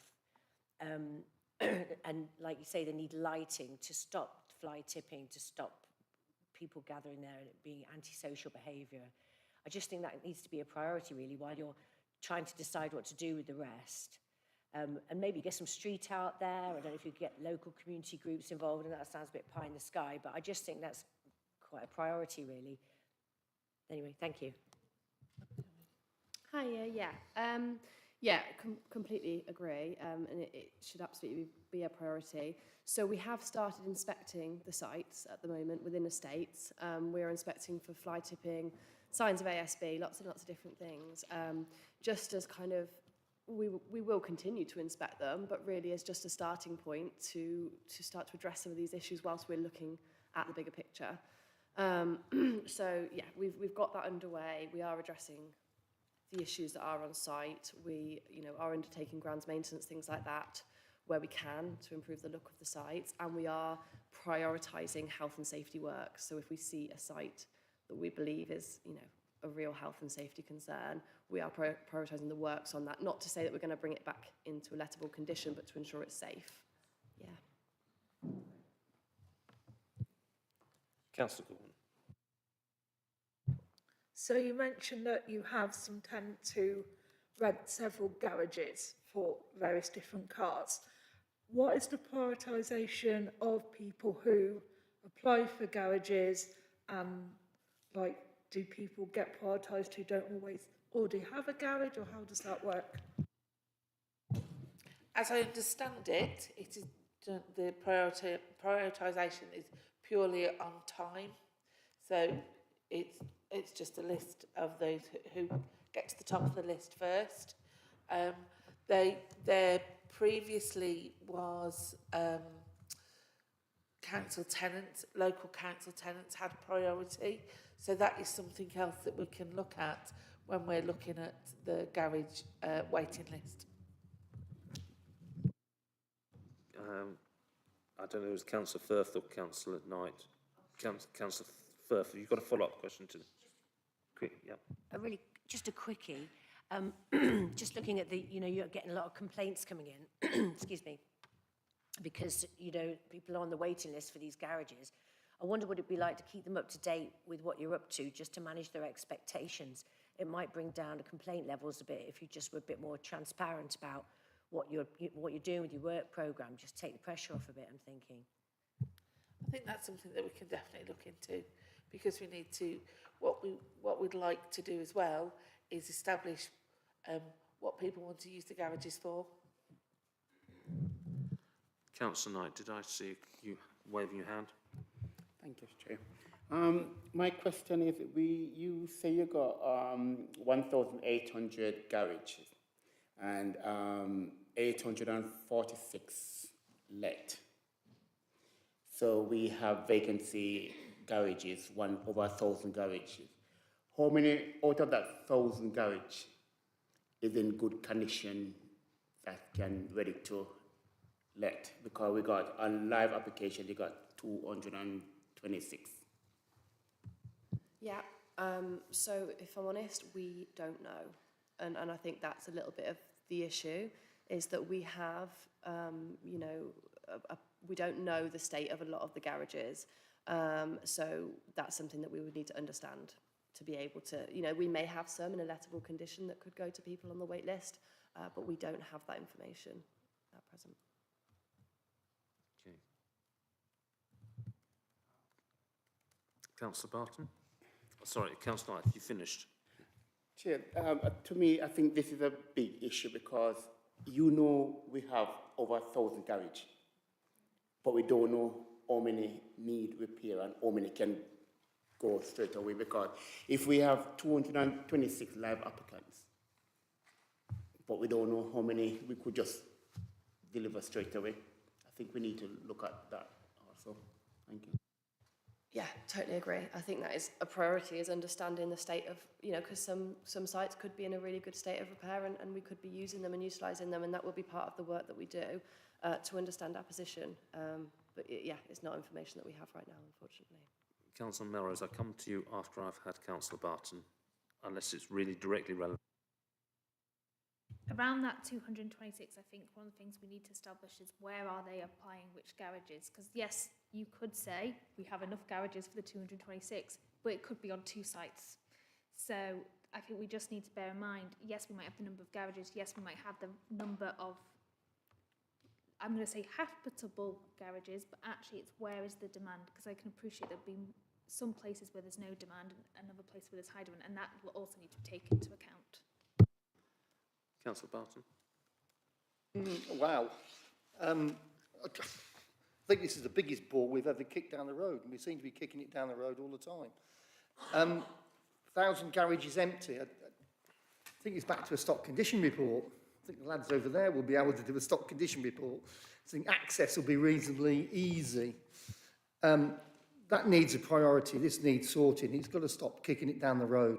And I do feel Cabinet should allocate some money to this in the next 12 months to try to get some sort of understanding of where we are. Because, I mean, even if you take 1,000 garages at £10 a week, how much is that? Who's good at maths?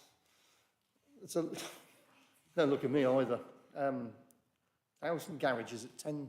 120,000 pounds. That's a lot of money. That's a lot of money we're losing out on. And the further you kick the ball down the road, the more money you lose. It's like a void. If the house is empty, you're actually losing money on it because you're not getting the revenue. And we're kicking it further and further down the road, and the repairs will get dearer and dearer. I do think Cabinet have got to jump on this in the next 12 months and get this sorted. We don't want you coming back here. I don't want you coming back here in 12 months' time to say we've still got 1,000 void garages. It's just ridiculous. I agree with you, Councillor Barton, and I guess looking at the proposals is to carry out a piece of work, etc., on item 4. So, Councillor Melrose, is this covered in the HRA budget? Yes, that's simple enough. That's the one-word answer I wanted. Yes. I was going to say, I completely agree with Councillor Barton. I will say, even though it is, we need to get it sorted, the one thing I'll always say is the regulator has to come first, and then there's other items of responsibility. So I'm just saying, managing expectations, we want to get this sorted. I don't want to kick the can down the road any further. I agree with you. And like you say, with all the maths we've had tonight, there is a potential income to the council that we are not utilising or using. So I do agree, and it is in the HRA budget. Good. I think we're going to end this. Oh, Councillor Davidson, yes. I just want to say a couple of things. I'm cautious about having massive projects. I don't know how big this is. To refer to what Councillor Phillips said about garages in Brunswick, I believe you're referring to the garages off Turpin Court, which, if that was in your time, shows how long it went, because it went to planning application, which was passed, the builder went bust, and then nothing happened, and that was before our time. It is on the pipeline for the Housing Development Strategy and Programme Forum to deal with. There have been more urgent things on the list before that, which you will know very well, like the Quick Fix site and William Walsgrove House, but I trust they will be getting to that in due course. The strategy, as I recall it, a long time ago, was to do exactly that on other sites, to move them from garages to housing. And I think in this work, there has to be a decision on that, whether they are to be upgraded and let, or, as Caroline has said, turn into car parks, which is simpler, or go for housing. It's not. We are promising that... At the end of the day, Councillor Davidson, this is a Cabinet decision. We as a Housing Scrutiny Committee are saying, wow, this is not top priority number 1 or anything like it. It is still part of the customer's satisfaction, part of our tenant's satisfaction. So it does need to be addressed. So Councillor Melrose has, in her one-word answer of yes, said there are resources there, are going to, whether they're physically there, are going to have to be hired in. I would suggest members would get a brief update in 6 months' time, just to, and I do mean a brief update. I don't mean 30 pages or whatever, just to say how the project's going. Councillor Dixon, this is a burning question. I'm trying to move us on, as you probably said. It is, and I appreciate that, but could we ask that, we're all shocked by the value that we're getting out of this as a resource. Can we be considering the rent? I'm quite shocked by the fact that there are individual residents that have got 3 or 4 garages, and whether they are, I guess, being charged exactly the same as the people that have got 1 garage and that, are a council tenant. So can we look at the pricing as well? I think the first thing we've just got to understand what the data around our tenancies are. That then comes in part of the policy afterwards, and I think that remark has been passed to the Cabinet and for them to take care of that in their proposals. Councillor Melrose. last word on this, Just please. to reassure councillors, and I double checked, that it is per garage unit it's charged, not a deal in that sense if they've owned multiple garages. Thank you, members. Homelessness strategy update. Item 8. Ms Hobbs, I believe you're going to lead off on this one. Thank you. Yes. So thank you for inviting me here today. I'm going to talk a bit about our housing strategy, which is going to encompass our homelessness strategy for Warwick. The report I sent covered the background and where we are now, the opportunities for the authority in having a new housing and homelessness strategy, benefits, what we think the emerging priorities are already, and what are next steps and dates. So I hope that the outcome for scrutiny today will be to understand why we're writing it, to look at the broad themes and priority areas that are coming out, and think about how you may want to be involved, or how the people that you're representing could be involved. Understand the broad timelines that we're working to at the moment, governance that we're starting to develop, and then any questions that you've got for me. So the background and where we are now, the purpose of the strategy is to capture the vision for housing in Warwick and how we intend to achieve that over the next 5 years. A good housing strategy will include detailed action plans that will show specific activities against each of the priority or themes, and they will be aligned to responsible owners with timescales. It's going to be based on an in-depth review of data and evidence, and also extensive consultation with council officers, members, residents, and also other key stakeholders locally, our partners. The difference between a housing strategy and a homelessness strategy is that the housing strategy will cover all tenures of our stock within the local authority area, including our own stock, as well as looking at homelessness. Generally, the contents of a housing strategy cover the following themes: increasing housing supply, so getting more housing, more affordable housing in the district, improving the quality of the homes, particularly around council homes where we're the landlord, addressing homelessness and rough sleeping in the district, making sure that we manage our stock appropriately, and that we're working with private landlords in the area to make sure that there's a vibrant and affordable private sector for some people that aren't going to be able to access social housing, and that is going to be the outcome for some people in the district. So where are we now? Some housing strategies are needed by law, and we have to have them. Our allocation schemes are how we allocate our houses. Our homelessness strategy is a legal document. The housing assistance policy, which sets out how we do our DFGs, and also a tenancy strategy. So we have to have those. There's other plans and policies that we might have to deliver, but they're not always required by law. But sometimes somebody will come in and say, you need to do one, like the regulators come in to talk about our compliance work. The Ombudsman may come in and request certain stuff. It's common for housing authorities to have additional plans. They might have an older person's housing strategy, for example, but it's not a statutory requirement. So only those ones I talked about is statutory. So why do we think it's a good idea? What are the opportunities for Warwick and the local authority and the people that live here? We can set out what we think are the wider strategic housing outcomes should be and what the long-term vision is. That means you can do better long-term strategic planning, and then your operational areas can be aligned against those strategic plans rather than doing things ad hoc, and that also supports our regulatory requirements. It also means that financial planning can be delivered over longer time, so it can be aligned to those plans.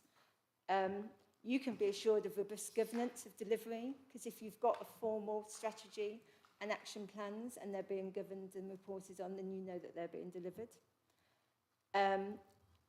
Really, you can't deliver a strategy, well, you can't deliver a strategy without partnership work, and so that really, really helps us deliver partnership, and that gives better outcomes to people locally. It will provide a link across all the main council corporate strategies, and also link us back into the national stuff that's going on.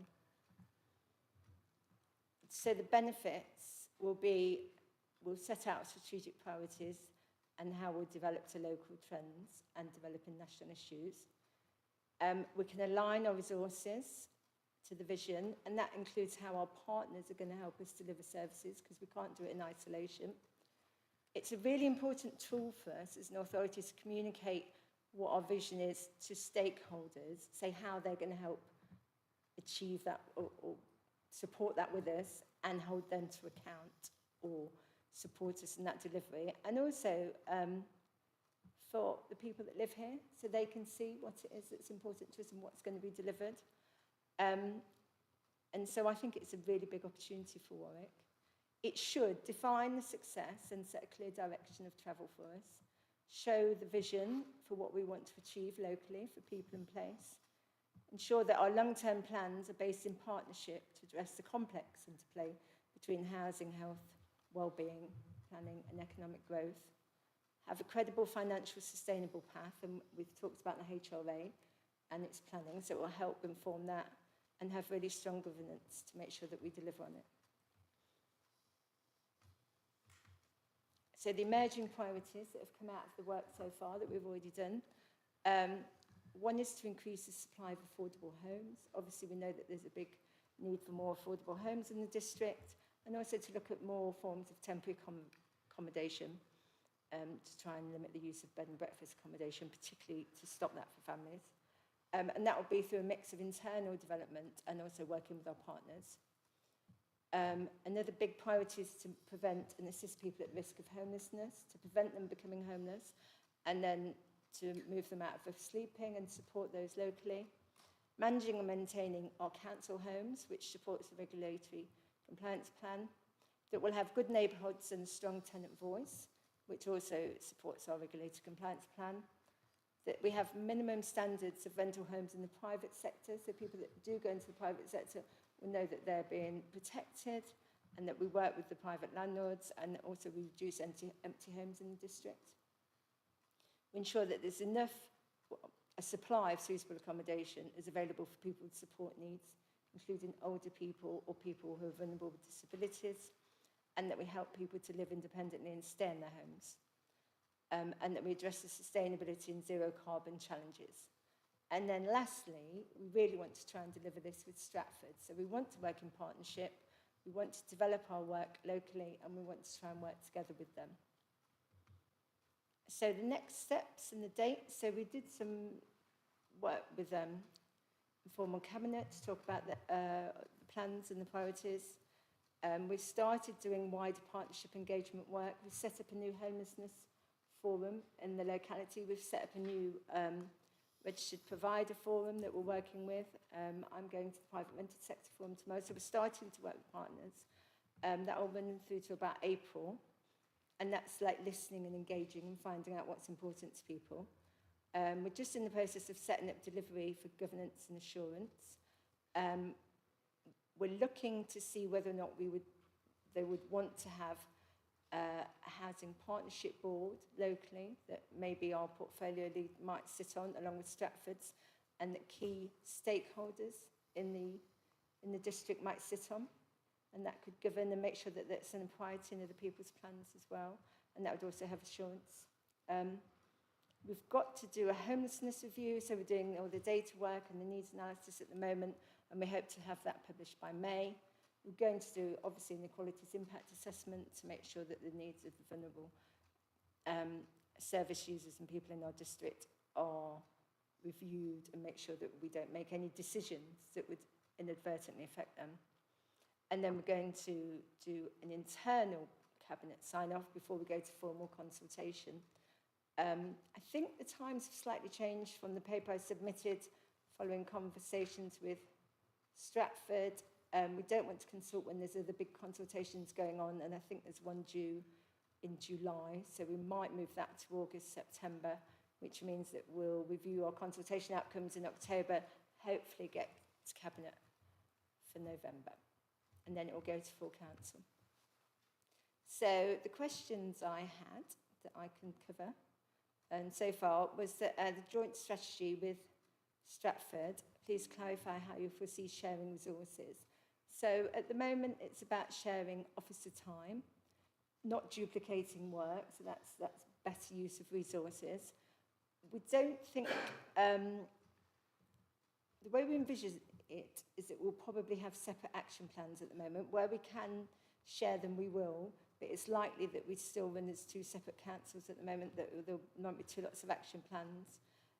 But we'll be able to share out the work on needs assessments, on consultation, and we've already set up an officer group that's delivering that, and we meet bi-weekly. Just to note, we're still waiting for member sign-off at Stratford. Officers are in agreement, but we're just waiting for member sign-off. We might be able to do some shared commissioning arrangements, so at the end of it, when we know what our priorities are and what we want to move to, that's certainly something that we'll look forward, because that would be better use of resources. So, but I can't jump ahead to say that's definitely going to happen. But that's something that normally would look at. And then there's a question on extensive consultation with council officers, members, residents and the key stakeholders. When will this commence? So we're just in the planning stage at the moment. So we've got lead officers for each area that we've identified, and we're going to work with them to scope who it is and where we'll go as part of our listening and engagement exercise. And then at the end, when we've got a draft strategy, then we'll do a formal statutory consultation piece as well. Thank you. Okay. Members, questions? Concerns?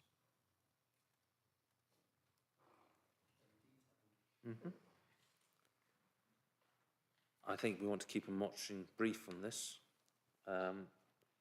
I would ask you to work with committee services to when you think the next update should be. But I sense a degree, do I sense a degree that we are supportive of this? Right. Oh, Councillor Melrose. I just wanted to put on record the amount of work that's already gone into this, and I think the amount of engagement with partners. Myself and Councillor Kate Dixon as the opposition spokesperson for housing, hopefully I got your title right, went to the Housing and Homelessness Partnership Board, which we had members across the voluntary community sector, health, community wardens, and if I've missed anyone, I do apologise if they're watching, but I think it was really good engagement, I think, and the way we plan to do this, and well, with Stratford, as we know, we haven't used the words local government reorganisation, but that was actually a factor in why we want to work with Stratford, because obviously we appreciate this would be the 27 to 2031 plan. Most of it is going to be in the new authority of whatever shape that will be. But I just wanted to put on record all the work. Thank you. I think, you know, so you've got, we're noting it, we don't need a vote, but I think everybody voted to support what's going on here effectively. Councillor Bode, yes? Can we have a progress report at the meeting round about May? Yeah, that's what I was asking officers to work on which date. Either the May or, I think probably, when's our first meeting? There's one on 27th of April, and there's one, I think, in June. First of the new year. It'll be June then. So it'll be June, I think. I can't remember off the top of my head, but whenever it is, I think that's probably appropriate. Thank you for your work on that. And I also ask if anybody wants to get in touch with me, if you want me to, if you've got any particular group that you want me to go and see, because obviously we're trying to work through that, but if you have anybody, or residents, or because we're very interested in lived experience as well, we want to hear those voices in this strategy, so do drop me a line and get in touch if you want to talk to me about that. I'm advised the 26th of May. Thank you. The first one of the next fiscal year. And again, while like garages is not 100% central, it's fundamental to what we're doing. So thank you for the work on that. Now, members, it's 8:25. We did have two items I wanted to take if we have time. One of them was the update on the issues at the Crest, and Mr. Knight has put a note out, and I proposed not to take that any further. And the other one was a very useful report on the timelines, and from Ms. Morrison, and again, I don't propose to take that at 8:25, but please can members have a look at that and feed back to myself and officers on that, because it is a concern that we are 2 months behind, our statistics, and I think we need somehow have to address this. Now, Mr Melgard and I and Councillor Melrose and I have had several discussions on this, and we want to find some way to get slightly more up-to-date data, as we saw very well, or clearly tonight, with the November emergency repairs numbers. Are you okay with that? Yes. Yes. Sorry, I was looking at Ms Morrison. That concludes the public session of the meeting. And we have, so I'm going to ask if we could now switch off the public session. Thank you for all those who've been watching online, and much appreciated. And I'm now going to suggest that we exclude the public.